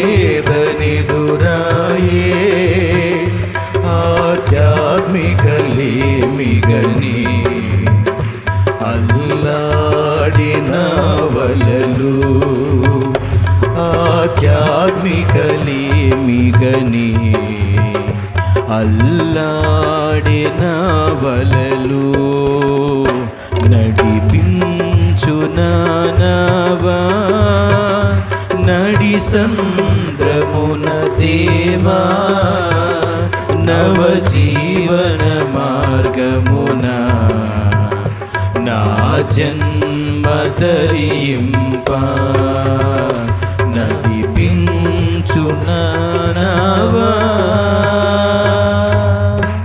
దేవుని గొప్ప నామానికి మహిమ. అతిశయము, అహం, గర్వం, స్వయం అనేవి సమానార్థకాలు, ఒకే సంగతికి చెందినట్టుగా కనబడతాయి. ఏమండి, ఏమనుకోవాకండి, చాలా అవసరం, అందుకే చెబుతున్నాను నేను. ఆశీర్వాదాలకు అడ్డుబండ, దేవుని దయ మన మీదికి రాకుండా అడ్డుపడే అడ్డుబండ, ఆయన సన్నిధి మనతో ఉండకుండా దూరం చేసే అడ్డుబండ గర్వం, అహం, విరగని మనస్సు. కొంతమందికి తమ పరిశుద్ధ జీవితం మీద ఎక్కువ తలంపులు ఉంటాయి. తాము పరిశుద్ధులమని గర్వం. కొంతమంది సేవకులు ఉన్నారు, పెళ్లి కాని సేవకులు. వాళ్ళని గురించి కొంతమంది మాట్లాడతారు, వీళ్ళు పెళ్లి కాని సేవకులు అసలు మామూలు పరిశుద్ధులు కాదని. అంటే పెళ్లి చేసుకున్న వాళ్ళ పాపి అయిన పాస్టర్ అన్నమాట. పెళ్లి చేసుకున్న పాస్టర్ పరిశుద్ధుడైన పాస్టర్ అని వాళ్ళ ఫీలింగ్. కొన్ని సంఘాల వాళ్ళు డైరెక్ట్గా పదాలు కూడా వాడతారు. మీరు బాప్టిజం ఎవరి దగ్గర తీసుకున్నారు? పరిశుద్ధుల దగ్గర తీసుకున్నారా? పరిశుద్ధులు అంటే ఎవరో పరిశుద్ధులు తెలీదా? సమర్పణ, పెళ్లి కాకుండా సమర్పణ చేసుకున్న వాళ్ళు పరిశుద్ధులు. వాళ్ళ దగ్గర తీసుకోవాలి, అది అసలైంది. అదంటే సంగతి. మరి నన్ను ఎంతో ప్రేమించే ఒక అక్క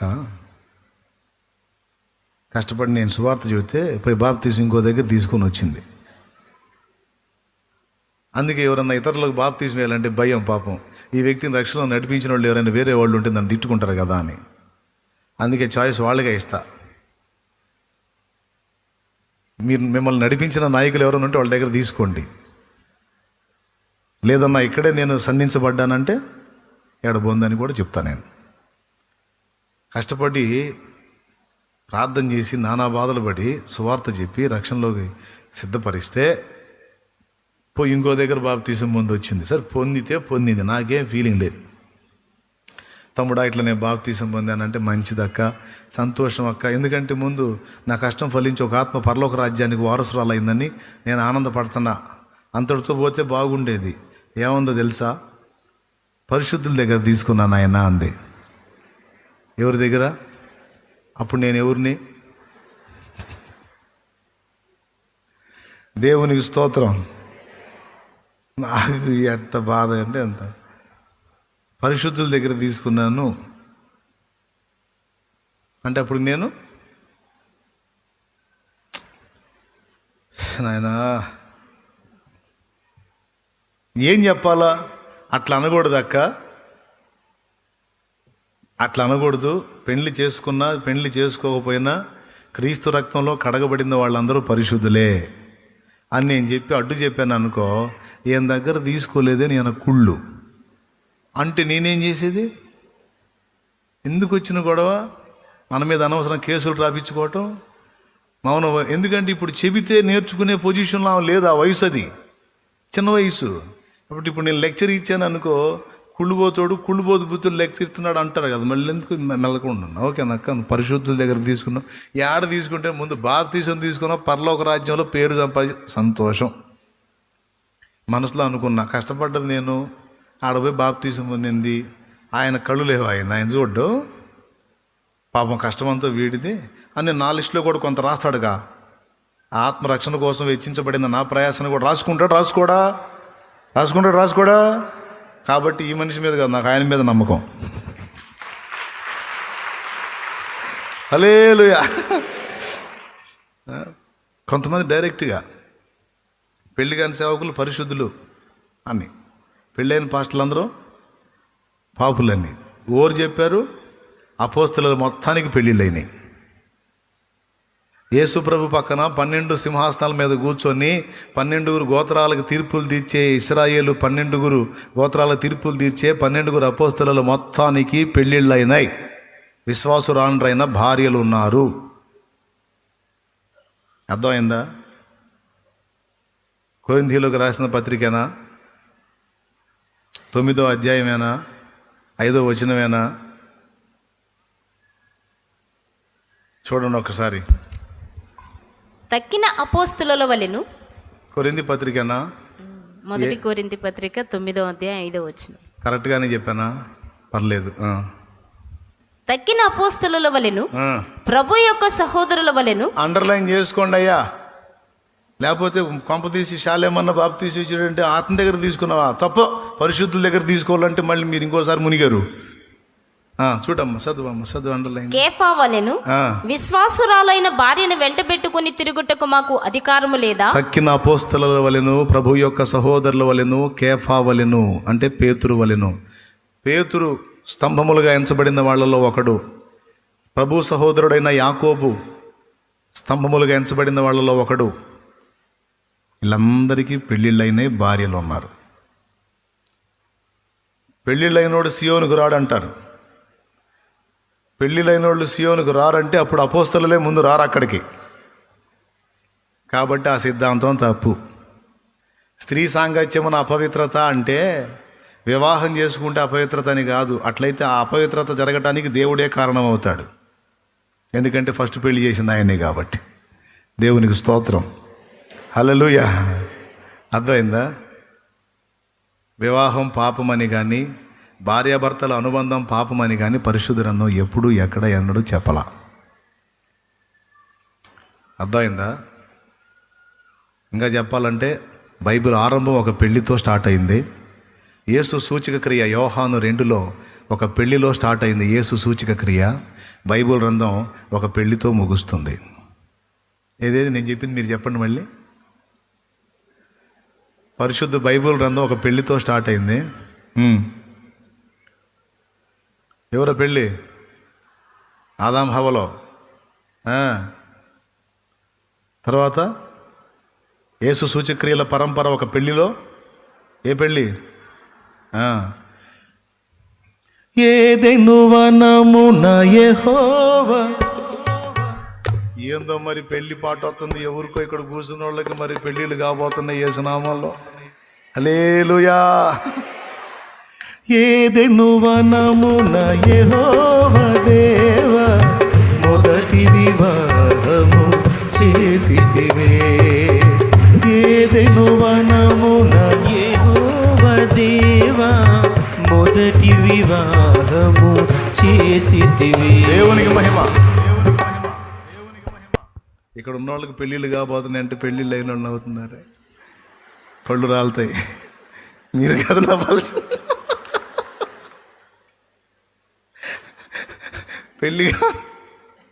పెళ్ళి కాని వాళ్ళు ఉన్నారు. కొంతమంది ప్రార్థన చేస్తున్నాళ్ళు అయ్యా అయ్యా అని.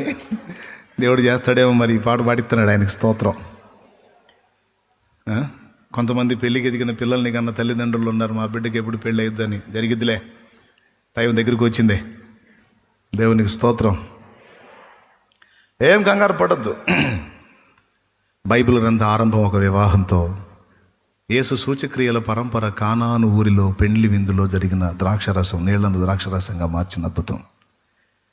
బైబిల్ ఆరంభం ఒక వివాహంతో, సూచక్రియల ఆరంభం ఒక వివాహంలో, బైబిల్ ముగింపు సంఘము గొర్రెపిల్ల వివాహోత్సవంతో ముగింపు. హల్లెలూయా. మరి ఇప్పుడు పెళ్ళి పాపం అయితే అప్పుడు ఫస్ట్ నంబర్ 1 దోషి ఎవరు అవుతారు? దేవుడు అవుతాడు. కాబట్టి పెళ్ళి పాపం అన్నది తప్పు. పెళ్లి చేసుకున్న వాళ్ళు పాపులు అన్న బోధే తప్పు. పెళ్లి కాని వాళ్ళంతా పరిశుద్ధులు అన్న బోధ తప్పున్నర తప్పు. నాకు ఇంకో డౌటు, పెళ్లి కాని వాళ్ళందరూ పరిశుద్ధులేనా?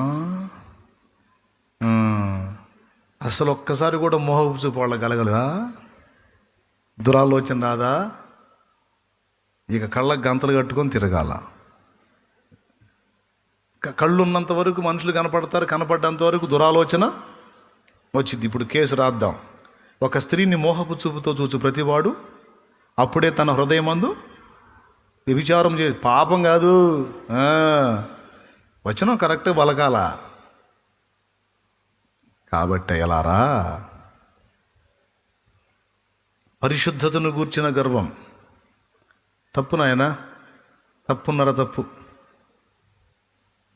నా పరిశుద్ధుడవు నీవే, నా పరిపూర్ణుడవు నీవే, నా విమోచకుడ నీవే, నా విజయానివి నీవే. దేవునికి మహిమ.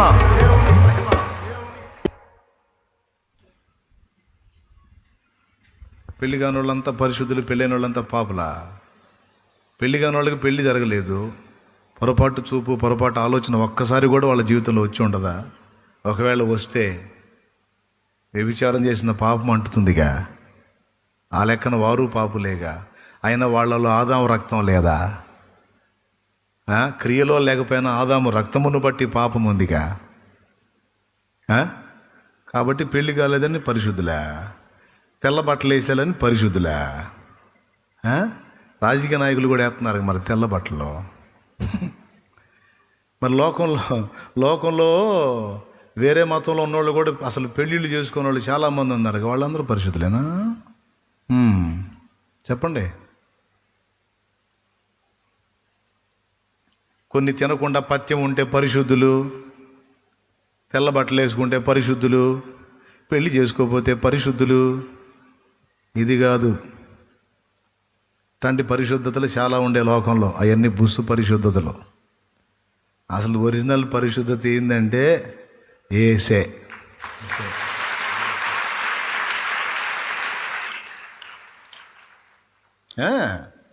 నీ పరిశుద్ధతను గూర్చి నువ్వు అతిశయించకుండా దేవుడు ఒక పని చేశాడు. ఏ శరీరియు దేవుని ఎదుట అతిశయింపకుండునట్లు అతిశయించువాడు ప్రభువునందే అతిశయింపవలెను అని రాయబడి ఉన్నది నెరవేరునట్లు ఆయనే మనకు పరిశుద్ధతయు నీతియు జ్ఞానమును విమోచనమును ఆయనని కొరింథీయులకు రాసిన మొదటి పత్రిక 1వ అధ్యాయము 30వ వచనం చదువు సలోమే. అతిశయించువాడు ప్రభువునందే అతిశయింపవలను అని వ్రాయబడినది నెరవేరినట్లు దేవుని మూలముగా ఆయన మనకు జ్ఞానమును నీతియు పరిశుద్ధతయు విమోచనమునాయను. ఇప్పుడు చెప్పండి, అతిశయం ఎవరు? అతిశయ కారణం ఎవరు? నీ నీత, నీ పరిశుద్ధత. పేరు చెప్పండి. నా అతిశయము నీవే, నా ఆనందము నీవే. ఆగో ఈ పాట పాడిన ఆయన పెళ్ళిగాని ఆయనే. స్తోత్రం, హల్లెలూయా. నా పరిశుద్ధత, నేను పెళ్లి కావాలి, నేను పెళ్లి చేసుకోవాలా, పరిశుద్ధుడని తన పరిశుద్ధతను అతిశయించి పాడట్లా. అయ్యా, పెళ్లి చేసుకోనంత మాత్రాన నేను పరిశుద్ధుని కాదు, నీతిమంతుని కాదు.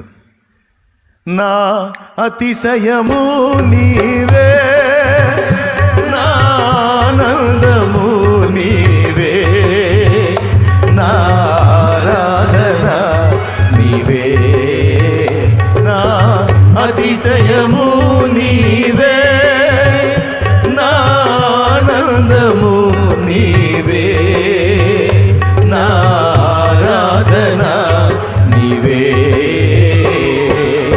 జ్యోతిర్మయుడా, నా ప్రాణప్రియుడా, స్తుతి మహిమలు నీకే. నా ఆత్మలో అనుక్షణం, నా ఆత్మలో అనుక్షణం నా అతిశయము నీవే, నా ఆనందము నీవే, నా ఆరాధన నీవే. స్తోత్రం. అది సత్యం. అతిశయించువాడు ప్రభువునందే అతిశయించాలి. ఇంకా దేని యందు కూడా అతిశయించడానికి వీలు. కొంతమంది వరుసగా చెప్పాను కదా, కుల గర్వం, ధన గర్వం, సౌందర్య గర్వం, వరగర్వం, జ్ఞాన గర్వం, బల గర్వం. చెప్పా, వరగర్వం చెప్పా, అధికార గర్వం, పరిశుద్ధతను కూర్చున్న గర్వం. ఏమండి, కొంతమందికి నమ్మకత్వాన్ని కూర్చిన గర్వం. నమ్మకత్వం, అందరికంటే నేను నమ్మకంగా ఉంటా. కొంతమందికి జ్ఞాన గర్వం, జ్ఞానము ఉప్పొంగజేయునని ఉంది బైబిల్లో. జ్ఞానం ఉప్పొంగుతుంటారు, అది గర్వం. ఏమండి, కొంతమందికి వాళ్ళ తగ్గింపును చూసి గర్వం. అసలు నేను అందరికంటే మంచివాడిని, అందరికంటే తగ్గించుకుంటాను, గర్వం. అమ్మ, ఇది ఎట్లా అవుతుందో, అసలు ఏ రూపేణ అవుతుందో అర్థం కాదు. మొత్తానికైతే ప్రతి మనిషిని ఆనుకొనే ఉంటుంది. ఇది ఒక పెద్ద తెగులు అనమాట. దీన్ని వేటాడాలి మనం. స్తోత్రం. ఎందుకు? దాంతో మనకెందుకు? దాన్ని వేటాడకపోతే వచ్చేది ఏంటంటే దేవుని సన్నిధి మన దగ్గరికి రాదు. మనం దేవుని సన్నిధిలో ఉంటాం, కానీ దేవుని సన్నిధి మన దగ్గరికి రాదు. దేవుని ఆత్మ ప్రసన్నత మన మీదికి రాదు. దేవుడు మనతో ఉండలేడు. మనలో దేన్ని బట్టైనా అతిశయం ఉందంటే చండాలంగా ఉంటాం. ఆయనకి నచ్చం. ఉండబుద్ధి కావట్లేదురా నీ దగ్గర అంటాడు. ఎందుకయ్యా అంటే, కొద్దిగా ఉప్పొంగుతున్నారా నువ్వు? దీని దగ్గర అతిశయం ఉందిరా, విరిగి నలిగిన మనసు లేదు, ఉండబుద్ధి గట్ల దగ్గర అంటాడు. మరి ఆడుంటావు? విరిగి నలిగిన హృదయము గలవారి యొద్దను వినయము గలవారి యొద్దను నేను నివసించుచున్నాను. చదువురా యెషయా గ్రంథం 57:15. 57:15 ఒక్కసారి అండర్లైన్ చేయండి. దేవుడు ఏడుంటాడు? మహాగణుడను మహోన్నతుడను పరిశుద్ధుడును నిత్య నివాసినైన వాడు ఇలాగూ సెలవిచ్చుచున్నాడు, నేను మహోన్నతమైన పరిశుద్ధ స్థలములో నివసించువాడను అయినను వినయం గల వారి ప్రాణమును ఉజ్జీవింప చేయుటకును నలిగిన వారి ప్రాణమును ఉజ్జీవింప చేయుటకును వినయము గల వారి యొద్దను దీన మనస్సు గల వారి యొద్దను నివసించుచున్నాను. అద్దుగో, దేవునికి స్తోత్రం. ఈ వినయము, ఈ దీన మనసు, ఈ విరిగి నలిగిన మనసు ఎక్కడ వస్తాయి, ఎక్కడ ఉంటాయి, ఎవరిలో ఉంటాయి? వాళ్ళ దగ్గర ఉంటాడు ఆయన. షాలేం రాజు అన్న అడ్రస్ ఏది? చిలకలూరిపేట, ఒకప్పుడు గుంటూరు జిల్లా, ప్రస్తుతం పల్నాడు జిల్లా. స్తోత్రం. దేవా, నీ అడ్రస్ ఎక్కడ? ఎక్కడుంటావు నాయన? సమీపించరాని తేజస్సులో ఉంటాను, మహోన్నతమైన స్థలములలో ఉంటాను. అబ్బో, ఆడికి మేము రాలేంగా. వినయము గలవారి యొద్ద ఉంటాను, దీన మనసు గలవారి యొద్ద కూడా ఉంటాను. వినయము, దీన మనసు, విరిగి నలిగిన మనసు ఎక్కడ ఉంటుందో అది నన్ను ఆకర్షించు స్థలము. ఆ వ్యక్తి నన్ను ఆకర్షిస్తాడు, ఆమె నన్ను ఆకర్షిస్తుంది. వారి దగ్గర ఉంటాను నేను అంటున్నాడు ఆయన. కొడితే గట్టి కొట్టు, లేకపోతే వదిలేసాయి.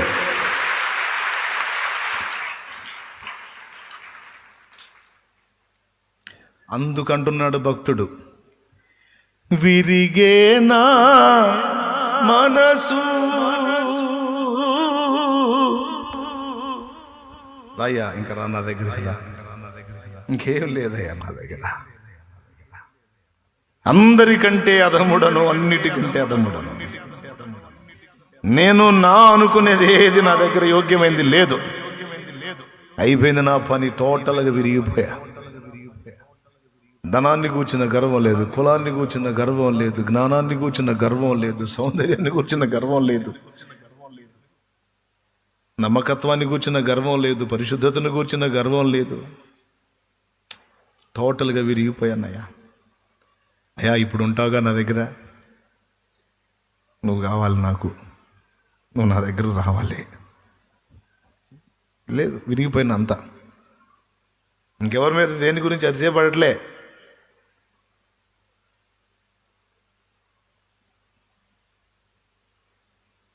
అంటున్నాడు భక్తుడు, విరిగేనా. దావీదు అన్నాడు, విరిగి నలిగిన మనసే దేవునికి ఇష్టమైన, విరిగి నలిగిన మనసు, విరిగి నలిగిన హృదయము దేవునికి ఇష్టమైన బలులు. బా, నివాసం అదేనంట, బలి అదేనంట. ఆయన ఆగ్రహించేది అదేనంట, ఆయన నివసించేది అదేనంట. ఇక ఆయన మన దగ్గర నివాసం ఉంటే, మన అర్పణ ఆయన అంగీకారం అయితే మనకి ఎదురుంటుందా? ఇక చెప్పు, మనకి ఎదురుంటుందా?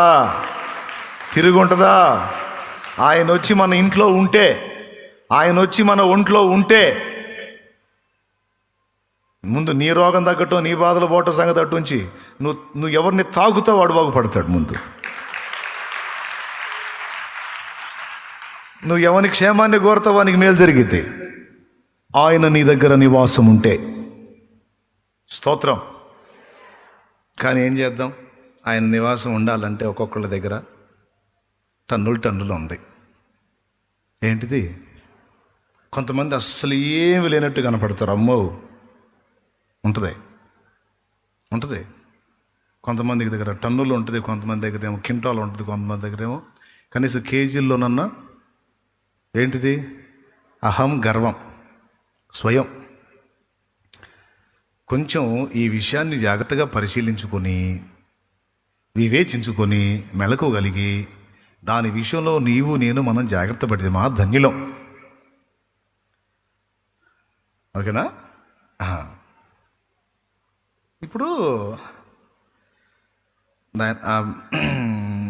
నువ్వు చెప్పింది కరెక్టే కానయ్యా,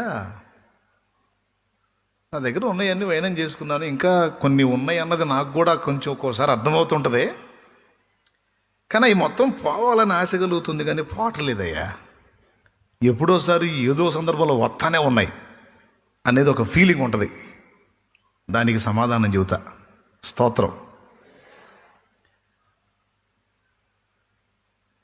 మనం దేవుణ్ణి అడుగుతాం. ఏమని అడుగుతాం? దేవా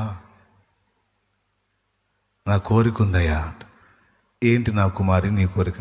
నువ్వు నాతో ఉండాలయ్యా, నువ్వు నాతో ఉండాలి, నీ సన్నిధి నాతో ఉండాలి, నీ ఆశీర్వాదములు నా మీదికి రావాలి, నేను ఆశీర్వదించబడాలి, ఆశీర్వాద కారణంగా నేను అంటే ఇతరులు ఆశీర్వదించబడటానికి కూడా నేను కారణం కావాలి, అలాంటి జీవితం నాకు కావాలి అని మనం తరచూ ప్రార్థన చేస్తాం. మీరు ఎప్పుడైనా అట్లాంటి ప్రార్థన చేశారా? చేస్తే చేయొద్దండి. నేను చేశాను. ఏమని చేసావు? దేవా నీ సన్నిధి నాకు తోడుగా ఉండాలి, నువ్వు నాతో ఉండాలి, నేను నీలో ఉండాలి, నేను ఆశీర్వదించబడాలి, అనేకులకు ఆశీర్వాద కారణంగా నేను ఉండాలి అని కోరుకున్నోళ్ళు, మనసులో అనుకున్నోళ్ళు, ప్రార్థించిన వాళ్ళు ఎంతమందో చేతులు ఎత్తండి నన్ను అన్నాను. నేను 2 చేతులు ఎత్తుతా. నేను చాలాసార్లు చేసుకున్నట్లా. థ్యాంక్ యూ, మంచిగా స్పందించారు మీరు. ఆ కోరిక తప్పు కాదు, అదే కోరిక మంచిది.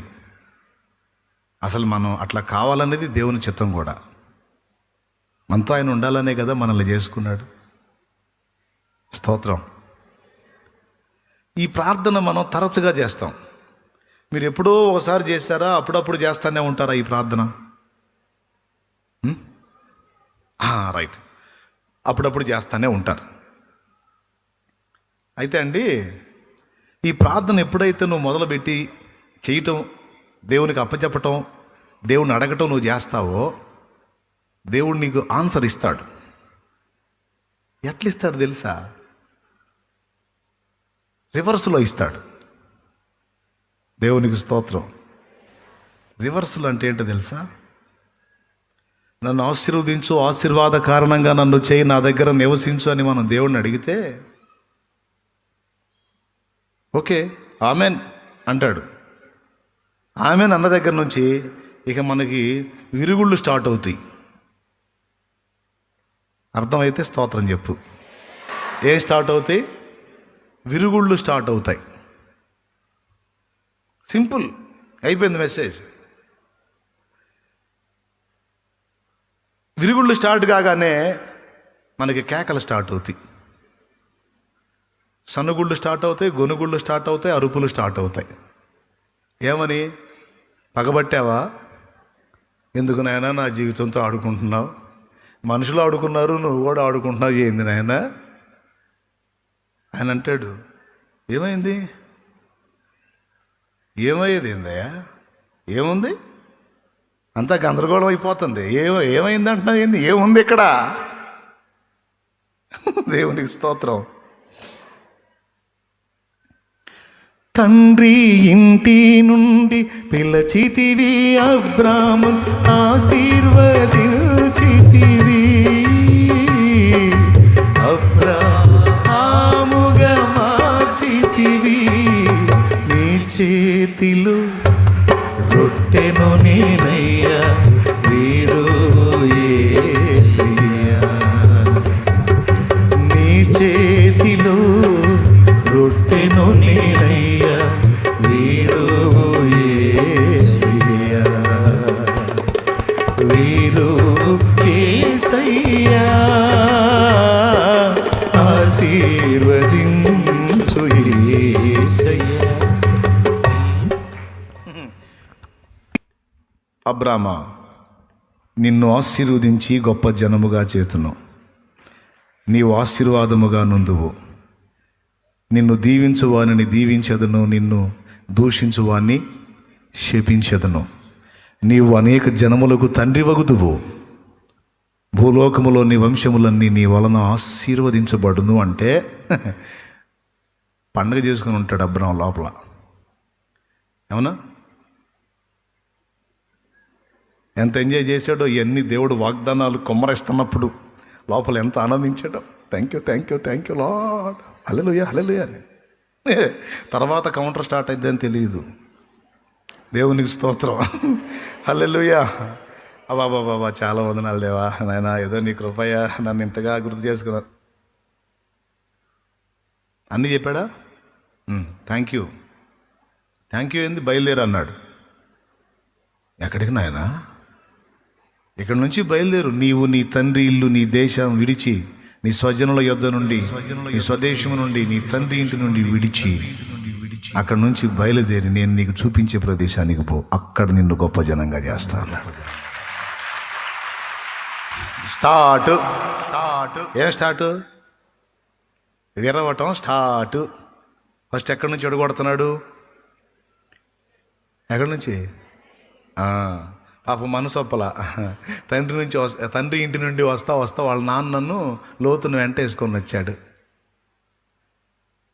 ఎక్కడి నుంచి? దేశం నుంచి, స్వజనుల దగ్గర నుండి బయటకు వచ్చాడు. కానీ ఒక ఇద్దరిని వెంట వేసుకొని వచ్చాడు. మెసొపొతామియా దగ్గర నుంచి హారాన్ దాకా వచ్చి అక్కడ ఆగాడు. ఏనాయనా అబ్రాం, ఏడాగావే? ముసలివాడు నాయన, తండ్రి ఈయనను వదిలిపెట్టి ఎలా రాగలను? ఆయన నాతో పాటు రాలేకపోతున్నాడు, పాపం ఇబ్బంది పడుతున్నాడు, అందుకని ఇక్కడ ఆగుతాను. అవునా? నేను నిన్ను అక్కడ గొప్ప జనంగా చేస్తాను, ఆశీర్వదిస్తాను అన్నాను, నువ్వు కూడా ఆమోదించావు, బయలుదేరావు, మళ్ళీ మధ్యలో బ్రేక్ వేసావే అంటే ముసలివాడైన తండ్రి అంటున్నాడు. కదిలితే ముసలివాడైన తండ్రి అంటున్నాడు. కొద్దిగా ఆలోచించి అబ్రాం, ముసలివాడైన తండ్రి అంటున్నాడు. మరి ముసలివాడైన తండ్రి ఎందుకులే నాయనా? అయ్యా ముసలివాడైన తెరహు రా అన్నాడు. స్తోత్రం. ఇక అంతే. ఇక ముసలివాడైన తండ్రి అంటానికి ముసలివాడు లేడు అక్కడ. అయిపోయింది. తండ్రి నుండి కొడుక్కి ఎడబాటు. స్తోత్రం. చూడు, క్లియర్గా నేను చెప్పిన వాస్తవాలో కాదు ఆలోచించు. అంతటితో అయిపోయిందా? లోతుని వెంటేసుకొని వచ్చాడు. తీపి. ఏం తీపి?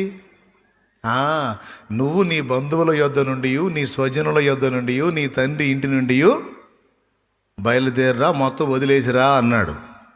లోతు నన్ను మీ నాన్న తెచ్చుకో అన్నాడా? ఉంటే చూపించి ఎక్కడన్నా.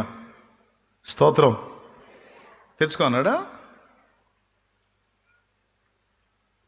లోతు కనాను దేశం పోయారు. ఇద్దరు పోయి దీవించబడ్డారు. దీవించబడ్డ తర్వాత మళ్ళీ వాళ్ళిద్దరికి కొట్లాట వచ్చి అక్కడ కూడా వాళ్ళిద్దరు విడిపోయిన అనుభవం. విరవక ముందు రొట్టె ఒకటే, విరిచిన తర్వాత రెండుగా విభజించబడుతుంది. సోదరి సోదరులారా, ఆశీర్వదించు, దీవెనకరంగా చేయి, ఆశీర్వాదకారణంగా చేయని నేను అడిగితే ఆమేనన్న దేవుడు నిన్ను ఆశీర్వదించడానికి ముందు విడగొడతాడు, అవసరాన్ని బట్టి. అర్థమైందా? కొంతమంది నుండి విడగొడతాడు, కొంతమందికి జత కలుపుతాడు ఆయన. కొన్ని ప్రదేశాల నుంచి విడగొడతాడు, కొన్ని ప్రదేశాలకు లింక్ చేస్తాడు ఆయన. ఇది అబ్రహాం లైఫ్లో మనం చూడదగ్గ దృశ్యం. ఆఖరికి మీరు గమనించండి, లోతు అబ్రహాం విడిపోనంత వరకు మళ్ళా బ్లెస్సింగ్స్ అక్కడ ప్రస్తావించాల. ఒక్కసారి ఆదికాండం 13 చూడండి మీరు. 14వ వచనం. సబ్బాష్ సలోమే, రెడీగా ఉంది. 14వ వచనం అంట చూడండి. 13, 14. లోతు అబ్రామును విడిచిపోయిన తరువాత. ఎప్పుడమ్మా? విడవక ముందా? విడిచిపోయిన తర్వాత. విడిపోయిన తర్వాత యెహోవా, ఇదిగో నీ కన్నులెత్తి నీ ఉన్న చోటు నుండి ఉత్తరపు తట్టు, దక్షిణపు తట్టు, తూర్పు తట్టు, పరమన తట్టును చూడుము. ఎందుకనగా నీవు చూచుచున్న ఈ దేశమంతటిని నీకును నీ సంతానమునకును సదాకాలం ఇచ్చేదను. లోతున్నప్పుడు చెప్పలా ఈ మొక్క. స్తోత్రం. అర్థమైందా? లోతున్నప్పుడు చెప్పలా. లోతుని విడగొట్టి ఇప్పుడు అబ్రహాముని ఒంటరిని చేశాడు. దేవునికి మహిమ. ఏం చేశాడా? అబ్రహాముని ఒంటరిని చేసి లింకులన్నీ తెగ్గొట్టి ఇక స్వాస్థ్యం, నిత్య స్వాస్థ్యంగా ఆయనకి ఇచ్చేశాడు. అది నీకు నీ సంతానానికి ఇస్తాను అన్నాడు. ఇందులో మళ్ళా బంధువర్గంగా ఎవడు ఎంటర్ అవ్వటానికి వీల్లేదు. నీకు నీ సంతానానికి అన్నాడు. దానికి అడ్డుబండగా లోతున్నాడు.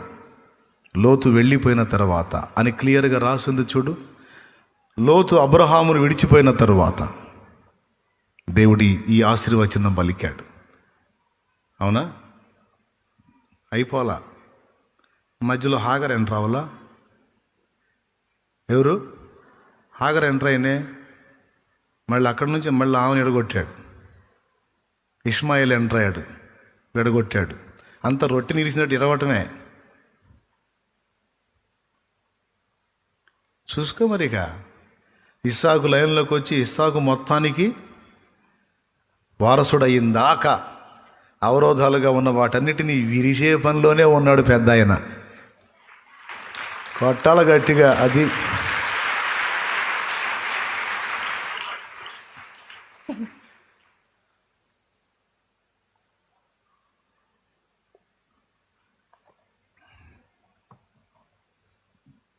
మనం అడిగాం కాబట్టి, మనం కోరుకున్నాం కాబట్టి, ఎగిరెగిరి ప్రార్థన చేశాం కాబట్టి దేవుడు జోక్యం చేసుకొని విరగ్గొట్టుడు కార్యక్రమం మొదలు పెడతాడు. ఎంతమందికి అర్థమైంది? అదే ఈరోజు కొన్ని జీవితాల్లో కనబడుతుంది. ఏందో నన్నయ్య, అందరు నన్ను ఒంటరిని చేశారు, అందరు నన్ను వదిలేసిపోయారు, అందరూ నన్ను మోసం చేశారు, ఈరోజు ఇలాగ అయిపోయింది నా జీవితం.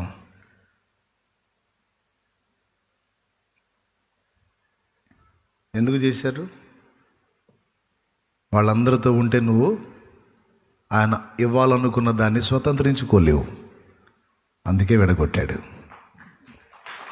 వాళ్ళు నీతో ఉన్న ఇబ్బంది లేదు అనుకుంటే విడగొట్టేవాడు కాదు, కావాలనే విడగొట్టాడు. మన జీవితాల్లో సున్నితంగా దేవుడు జోక్యం చేసుకుంటున్న అనుభవాలు కొంతమందికి అర్థమవుతాయి, కొంతమందికి అర్థం కావు. అర్థమైనవాడు ధన్యుడు. దేవునికి మహిమ. యాకోబుని చూడండి, మొత్తం పెద్ద సైన్యాన్ని రెడీ చేసుకున్నాడు. ఒకళ్ళు కాదు, 4 భార్యలు, వాళ్ళకి పిల్లలు, దాసదాసి జనాంగం, గుంపులు గుంపుల మందలు. ఇప్పుడు యాకోబు అంటే ఓ పెద్ద సమూహం. కానీ ఎబ్బోకు రేవు దగ్గర ఏం జరిగిందో మీకు తెలుసు. మొత్తాన్ని ఏరు దాటించి యాకోబు ఒక్కడే ఒంటరిగా మిగిలిపోయాను అన్నాడు. అంతేనా? ఇటుపక్క వీళ్ళందరినీ విడగొట్టాడు. ఆ తర్వాత అతని బలరహస్యమైన తొడగూటిని కూడా వసలగొట్టి అవిటితనం చేసి ఆశీర్వదించిపోయాడు. నన్ను ఆశీర్వదించితేగా నిన్ను పోనీనన్నాడు. ఆశీర్వదించక మునుపు ఏం చేశాడు? బలానికి ఆధారమైన దాన్ని విరగ్గొట్టే ఆశీర్వదించాడు. తమ్ముడా, నీకు ఏది ఆధారమై ఉందో, నీకేది ఆధారమై ఉందో, దేన్ని ఆధారం చేసుకొని నువ్వు బతుకుతున్నావో అది నీ నోటికాడ నుంచి పోయినట్టు అనిపించింది, నీకు నీ చేయి జారిపోయినట్టు అనిపించింది. Don't worry. నీ ఆధారం పోతే నీకు ఇంకా ఆధారం లేదనుకున్నాయింది. దేవుడే నీ ఆధారం. దేవుడు పోయిన నాడు అనుకో ఇంకా నాకు దిక్కు లేదనే. దేవుడు పోడు, నీ ఆధారం పోదు. నీకు ఆధారమైనది ఏదో ఒక ఉపాధో, ఉద్యోగమో, మనుషులో, డబ్బో, బంగారమో, ఆస్తులో, అంతస్తులో, పొలాలో, స్థలాలో కాదు. నీకు ఆధారమైన వాడు దేవుడు. నాకు ఆధారమైన యేసయ్యా, అనుకుందును నీపై అనుక్షణము. రాదా? నా నీతికి ఆధారమా, నిబంధన మందసమా. నా నీతికి ఆధారమా, నిబంధన మందసమా. అనుబంధమా, మకరందమా, నాలో ఆనందమా. కొన్నిసార్లు నీ స్వజనుల్ని, నీ సొంత ప్రాంతాన్ని, నా అనుకున్న వాళ్ళని వదిలేసి నువ్వు ఒంటరి చేయబడ్డప్పుడు చాలా బాధపడతావు, దుఃఖపడతావు. ఎందుకు ఇట్లా అయిపోయాను, నా వాళ్ళందరిని వదిలేసుకొని ఒంటరిగా బతుకుతున్నాను అనిపిస్తుంది నీకు. దేవుని ఏర్పాట్లో అదొక భాగం. నిన్ను బ్లెస్ చేయాలనుకున్నప్పుడు విడగొట్టి ఒంటరిని చేసి దీవించినటువంటి చరిత్ర బైబిల్లో చాలా ఉన్నాయి. అందులో భాగంగానే ఆయన రెక్కల కిందకి నిన్ను సింగిల్గానే తీసుకుంటాడు. ఆయన నీ ఆధారం ఎక్కడికి పోదు. ఎందుకంటే నీకు ఆధారమైన వాడు నరుడు కాదు, వస్తువు కాదు, జాబు కాదు, పొలం కాదు, డబ్బు కాదు, వెండి కాదు, బంగారం కాదు, ఆస్తులు కాదు, వ్యక్తులు కాదు. దేవుడే నీ ఆధారం. దేవుడు లేని నాడు, దేవుడు పోయిన నాడు నాకు ఆధారం పోయిందని ఏడు. అప్పటిదాకా నీ ఆధారం దేవుడని గుర్తిరిగి ధైర్యంగా ఉండు. ఏమో ఎవరు ఆధారం బ్రేక్ అయిందో, ఎవరు ఆధారాన్ని కోల్పోయి ఏడుస్తున్నారు నాకేం తెలుసు. మొత్తానికి కూర్చున్న వాళ్ళలో, వినే వాళ్ళలో, వినబోతున్న వాళ్ళు ఉన్నారు. అందుకే ఆయన ఈ పాయింట్ తీసుకొచ్చాడు. పోయినట్టు చూపిస్తాడు కానీ పోదు. విడిపోయినట్టుగా, కొన్నిటిని విడగొట్టినట్టుగా అలా. ఎందుకంటే ఆశీర్వాదంలోకి నేను తీసుకొని రావడానికి దేవుడు చేసే కార్యాలు కొన్ని నీకు అర్థం కావు, భవిష్యత్తులో అర్థమవుతాయి. కృతజ్ఞతలు చెబుతావు ఆనాడు నువ్వు. దేవుడు చేసే ఆపరేషన్లు కొన్ని అట్టు ఉంటాయండి. కొన్ని అర్థమవుతాయి, కొన్ని అర్థం కావు. విరగొట్టేటువంటి ప్రక్రియ ఆయన చేస్తాడు. ఇప్పుడు అబ్బాయి రాత్రి నేను అప్పగించబడుతున్నాను, మీరందరూ కాపర్లేని గొర్రెల్లాగా చెదరిపోతారని చెబుతున్నాడు. చెప్పింది పూర్తయిందా? హినాలుగా పేతురికి తపన ఆగల. స్తోత్రం. ఆగక ప్రభువా వీళ్ళందరూ నిన్ను విడిచి పారిపోతే పోతారేమో కానీ నేను నీకోసం ప్రాణం పెడతా, నేను బాను అన్నాడు. అనవసరంగా గదిలించుకున్నాడు ఆయన్ని. ఇక మిగిలిన వాళ్ళతో ఎవరితో మాట్లాడాలి ఆయన. పేతురికి వెళ్ళే చూసి నువ్వా అన్నాడు. ప్రాణం పెడతా. పెడితే పెడతావులే కానీ ఈ రాత్రి తెల్లవారేసరికి కొన్ని గంటల్లోనే, ఒకసారి కాదు 3 సార్లు అసలు ఆ యేసు ఎవరో నాకు తెలియదని నువ్వు అంటావు అన్నాడు. అనవసరంగా కదిలించుకొని తన్నులు తింటవంటి ఇదేగా. ఆ మాట అనకపోతే ఆయన జోలికి వచ్చేవాడా? ఇప్పుడు ఏమన్నాడు? వీళ్ళందరూ అపనమ్మకస్తులు అయితే అయ్యారండి. నేను అళ్ళంటుండి కాదు, నేను బాగా నమ్మకస్తుండే, నీకోసం చచ్చిపోయేంత నమ్మకస్తుండే. అంటే నీ సంగతి ఈ రాత్రి తేలిద్దిలాగా అన్నాడు. తేలింది. ఏం తేలింది? ఒకసారి కాదు. నీవు ఆ యేసు శిష్యుల్లో ఒకటి కాదు. ఎవరు? నేనా? ఎవరిని చూసి ఎవరు అనుకుంటున్నావు? నేను ఊరికి వెళ్ళొస్తుంటే అని లేచిపోయాడు అక్కడి నుంచి. ఇంకొకళ్ళు చూసి నేను ఎక్కడో చూసినట్టుందే. ఎక్కడ చూసావు? ఆ యేసు శిష్యుల్లో ఒకటి కాదు నువ్వు. ఎవరు? నేనా? ఏంది అందరూ ఈ మాట పట్టుకుని మాట్లాడుతున్నారు నన్ను? యేసు ఎవరో నాకు. 3వసారి ఇంకో దగ్గర పోతే అక్కడ అన్నారు నువ్వు ఆ యేసు శిష్యుల్లో ఒకడే కాదు అంటే పద్దాకలేంది మీ ఇష్టం వచ్చినట్టు మాట్లాడుతాను. నేను కానీ ఆ యేసు శిష్యుడిని అయి ఉంటే నేను అట్టయిపోవాలి, ఇట్టే శపించుకొన మొదలు పెట్టాను అని ఉంది. అంటే ఆ రేంజ్కి పోయాడు. నేను కానీ ఆ యేసు శిష్యుడిని అయి ఉంటే ఎట్లయిపోవాలి అనుకుంటే యేసుకెళ్ళి చూశాడు. దూరంగా యేసై ఉన్నాడు, దెబ్బలు తింటా ఉన్నాడు. అక్కడ దెబ్బలు ఆయన కొడతా ఉన్నారు. ఆ దెబ్బలు తింటూనే ఈ 3వసారి అబద్ధం అయిపోయిన తర్వాత చూస్తాడు పేతురుకెళ్ళి, కేఫా చూసావా నీ నమ్మకత్వం? ఇంత నమ్మకస్తుడు నువ్వు. నీ నమ్మకత్వాన్ని బట్టి అతిశయపడ్డావు. ఏమైంది నీ నమ్మకత్వం? అయినా పర్లేదులే, నేను అర్థం చేసుకుంటాను. నువ్వు ఏ స్థితిలో అబద్ధం ఆడావో నేను అర్థం చేసుకుంటాను. నేను నిన్ను క్షమిస్తున్నానని ఆ చూపులో నా ఆంతర్యం. ఈ అబద్ధాలు ఆడేటప్పుడు ఆయన కనిపెట్టాడులే అనుకున్నాడు. ఆయనకి తెలియదా? తెలీదా? అసలు ఈయన మ్యాటర్ జరగకముందే చెప్పినోడే. మరుగై ఉండలేదు.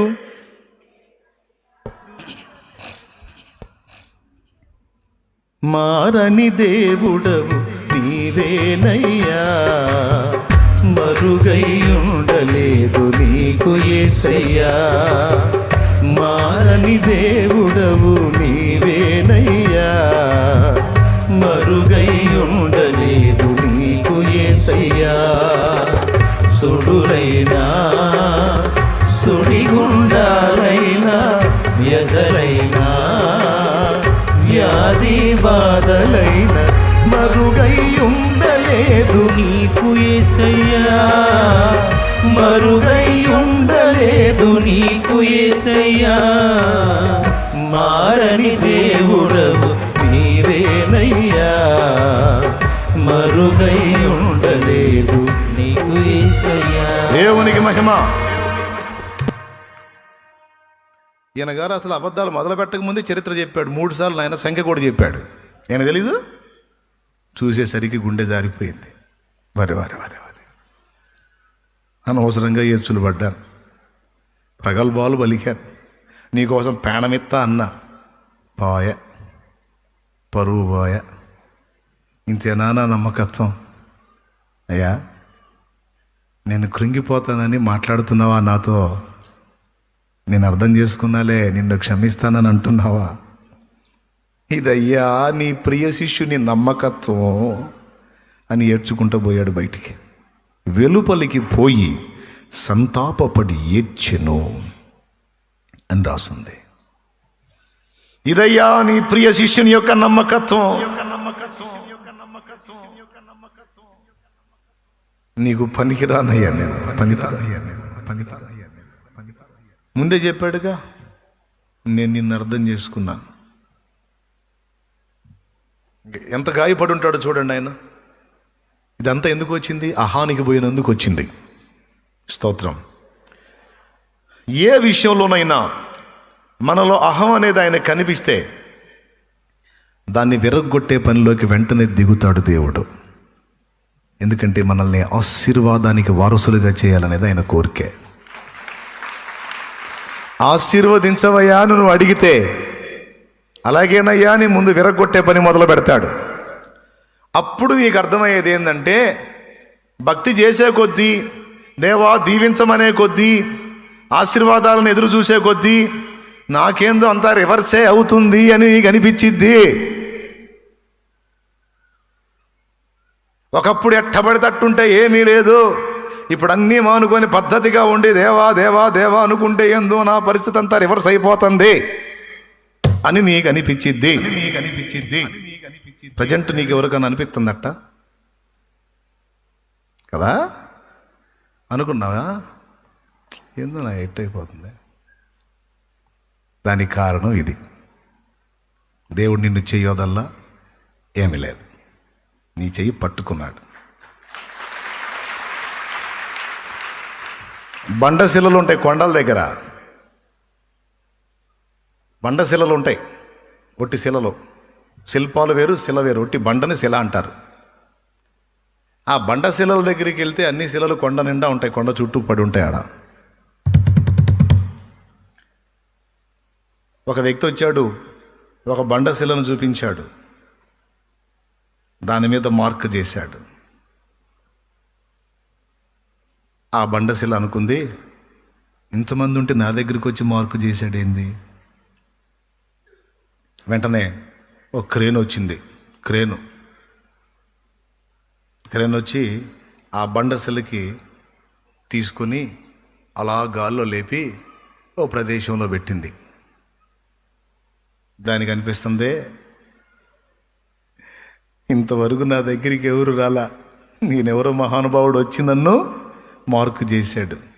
ఇప్పుడు ఈ క్రేను నన్ను గాల్లో లేపుతుంది. అయ్య బాబోయ్, పక్కగా పెట్టాడు. పెట్టి ఇక మరుసటి రోజు బ్రష్ తీసుకొచ్చి దాని మీద ఏవేవో నక్ష గీస్తున్నాడు. మురిసిపోతుంది. నువ్వు కూసో అక్కాయ్, కూసో.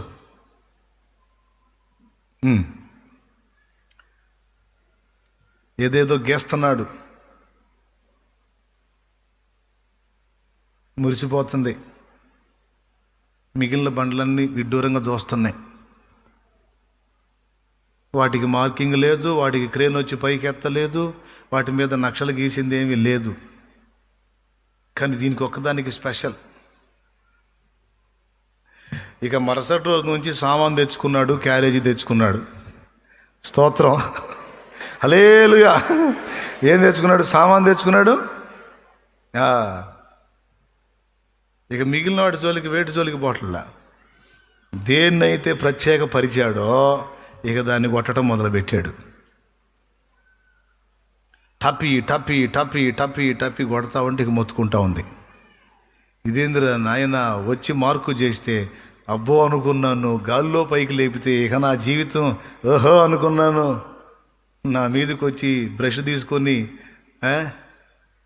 నక్షకి ఇస్తుంటే చక్కలి గిలితో అల్లాడాను. ఇప్పుడేంది నాయన కోటింగ్ స్టార్ట్ అయింది. ఎప్పటిదాకా మాట్లాడట్లా ఏమి లేదు, కొడతానే ఉన్నాడు. రోజు డ్యూటీ పనిలాగా పెట్టుకొని క్యారేజీ అల్ల తెచ్చుకొని క్యారియర్ చక్కగా అక్కడ కూర్చొని మధ్యాహ్నానికి తిని, ఏం లేదు, పొద్దున్నే రావటం కొట్టడం. ఇప్పుడు పక్క సెల్లన్నీ ఏమనుకుంటున్నాయి, పాపం వాడు చూడ రోజు తన్నులు తింటూనే ఉన్నాడు. ఆ సెల్ అనుకుంటే మన బతికే నయం, లేకపోతే ఎగిరి ఎగిరి పడ్డాడు, బాగా అనుగుతుంది. స్తోత్రం. కొట్టి కొట్టి కొట్టి కొట్టి కొట్టి కొట్టి కొట్టి మిషన్లు తెచ్చి రుద్ది రుద్ది గీగా గందరగోళం చేసి రోజు దానికి బాధే. చివరికి ఏం జరిగిందో మీకు తెలుసు. దాన్ని పక్కన నిలిపాడు. ప్రజలు వస్తున్నారు. మిగిలిన బండశీలల దగ్గరికి ఎవడెళ్ళట్లా. దేన్నైతే కొట్టి కొట్టి కొట్టి కొట్టి కొట్టి గాయపరిచి గాయపరిచి గాయపరిచి ఆయన అనుకున్న ఆకారానికి అవరోధంగా ఉన్న వాటిని తొలగించి ఆయన అనుకున్న షేపును తీసుకొచ్చి నిలబెట్టాడో దాని దగ్గరకు వచ్చి చూస్తున్నారు, దాన్ని తాకుతున్నారు, అబ్బా అంటున్నారు. అవునా కాదా? శిల్పి ముట్టని శిలను ఎవడన్నా పట్టుకుంటాడా? చెప్పవయ్యా.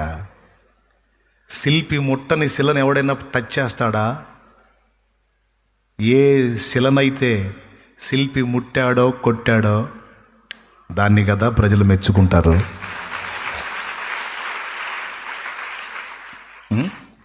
నువ్వేమో దీవెనకరంగా మారాలంటావు, ఉలి దెబ్బలు నాకు వద్దంటావు. ఎట్లా? నిన్ను పిలిచిన దేవుడు నమ్మదగినవాడు, శోధనలో నిన్ను విడిచిపెట్టి పోడు. కంటి పాపలా తోడుండి నిన్ను కాచుకుంటాడు, కన్న తండ్రిలా తోడుండి ఆదుకుంటాడు.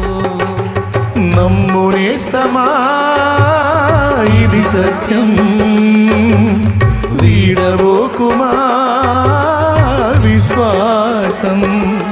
నీ ఆశ నిరాశ కానీ కాదు, వేదన ఎందుకు, నీ కన్నీరు కలకాలం ఉండదు, కలతే చెందకు. దేవునికి మహిమ. Praise the lord. అది సంగతి. షాలేం రాజు అనబడే నేను ఈరోజు మీ అందరి ముందు నిలబడి మీ చేత గౌరవాన్ని పొందుతున్నాను, ప్రోత్సాహాన్ని పొందుతున్నాను. ఒకవేళ మీరు నన్ను మెచ్చుకుంటే ఆ మెప్పును పొందుతున్నాను. కానీ ఇదంతా ఆ ప్రధాన శిల్పి ముట్టిన తర్వాత జరుగుతుంది. ఆ ప్రధాన శిల్పి తన చేతుల్లో తీసుకొని నన్ను చెక్కకపోతే నేనెవడో మీకు తెలిసేది కాదు. అవునా? చెక్కకు వచ్చాడు ఆయన, విరగొట్టి నలగొట్టి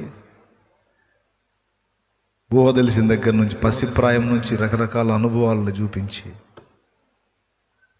చిరుప్రాయం నుంచే గుండెకు గాయం, మనసుకి గాయం, అన్ని అనుభవాలు రకరకాల అనుభవాలన్నీ చూపించి రకరకాలుగా చెక్కి ఈ రోజుకి ఈ ఆకృతిలో ఇక్కడ నిలబెట్టి మీరందరూ చూసి, కొంతమంది ఆ శిల్పాన్ని చూసి ప్రజలు మెచ్చుకున్నట్టు ఆహా ఓహో అని ఒకవేళ నువ్వు అంటే, దీనిది కాదు గొప్ప, ఒక బండ శిలను ఇలా చెక్కిన ఆ ప్రధాన శిల్పిది గొప్ప. హల్లెలూయా. నీ జీవితాన్ని కూడా ఆయన చేతుల్లో తీసుకున్నాడు. ఇది నిజం. నువ్వు నమ్మినా నిజం, నమ్మకపోయినా నిజం. ఎందుకంటే నువ్వు అప్పజెప్పుకున్నావు ఆయనకి. మారు మనసు పొంది, పాప క్షమాపణ నిమిత్తం బాప్తిస్మం పొంది, పరిశుద్ధ స్నానం ఆచరించి మరీ, ఓ ప్రధాన శిల్పి దీవించవయ్యా, నన్ను చెక్కవయ్యా, నలుగురికి ఆకర్షణీయంగా సిద్ధపరచవయ్యా అని అప్పజెప్పుకున్నావు. ఇంకెందుకు ఊరుకుంటాడు? ఇప్పుడు చెప్పు. కాల్చబడకపోతే స్వర్ణం విలువ పొందలేదు, చీల్చబడకపోతే మేఘం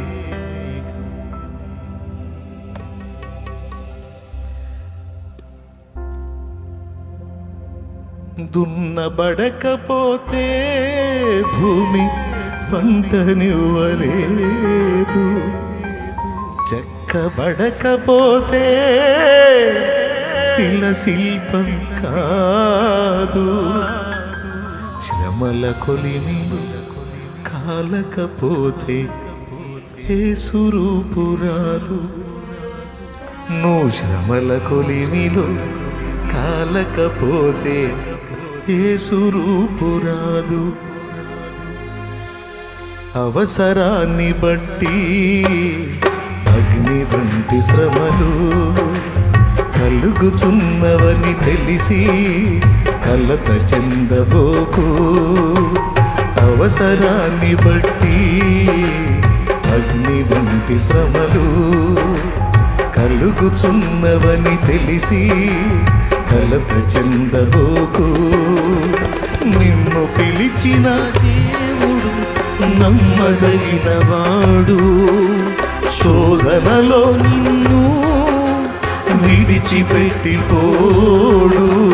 కంటి పాపల తోడుండి నిన్ను కాచుకుంటాడు, కన్న తండ్రిలా తోడుండి నిన్ను ఆదుకుంటాడు. నమ్మునేస్తమా ఇది సత్యం, వీడబోకుమా విశ్వాసం. నీ ఆశ నిరాశ కానీ కాదు వేదన ఎందుకు, నీ కన్నీరు కలకాలముండదు, కలతి చెందకు. Praise the lord. నా తమ్ముడు, చెల్లి, అన్న, అక్క, అమ్మ, నాన్న, నాకు తల్లిదండ్రుల వంటి వయసు ఉన్నవారలారా, ప్రధాన శిల్పి నిన్ను తన చేతుల్లోకి తీసుకున్నాడు. అప్పచెప్పుకున్నావు కదా, పరిశుద్ధ స్నానం ఆచరించి మరి అప్పచెప్పుకున్నావు. ఆశీర్వదించకుండా విడిచిపెట్టాడు. కోరుకున్నాడు కాబట్టే కొలిమిలో ఉంచాడు.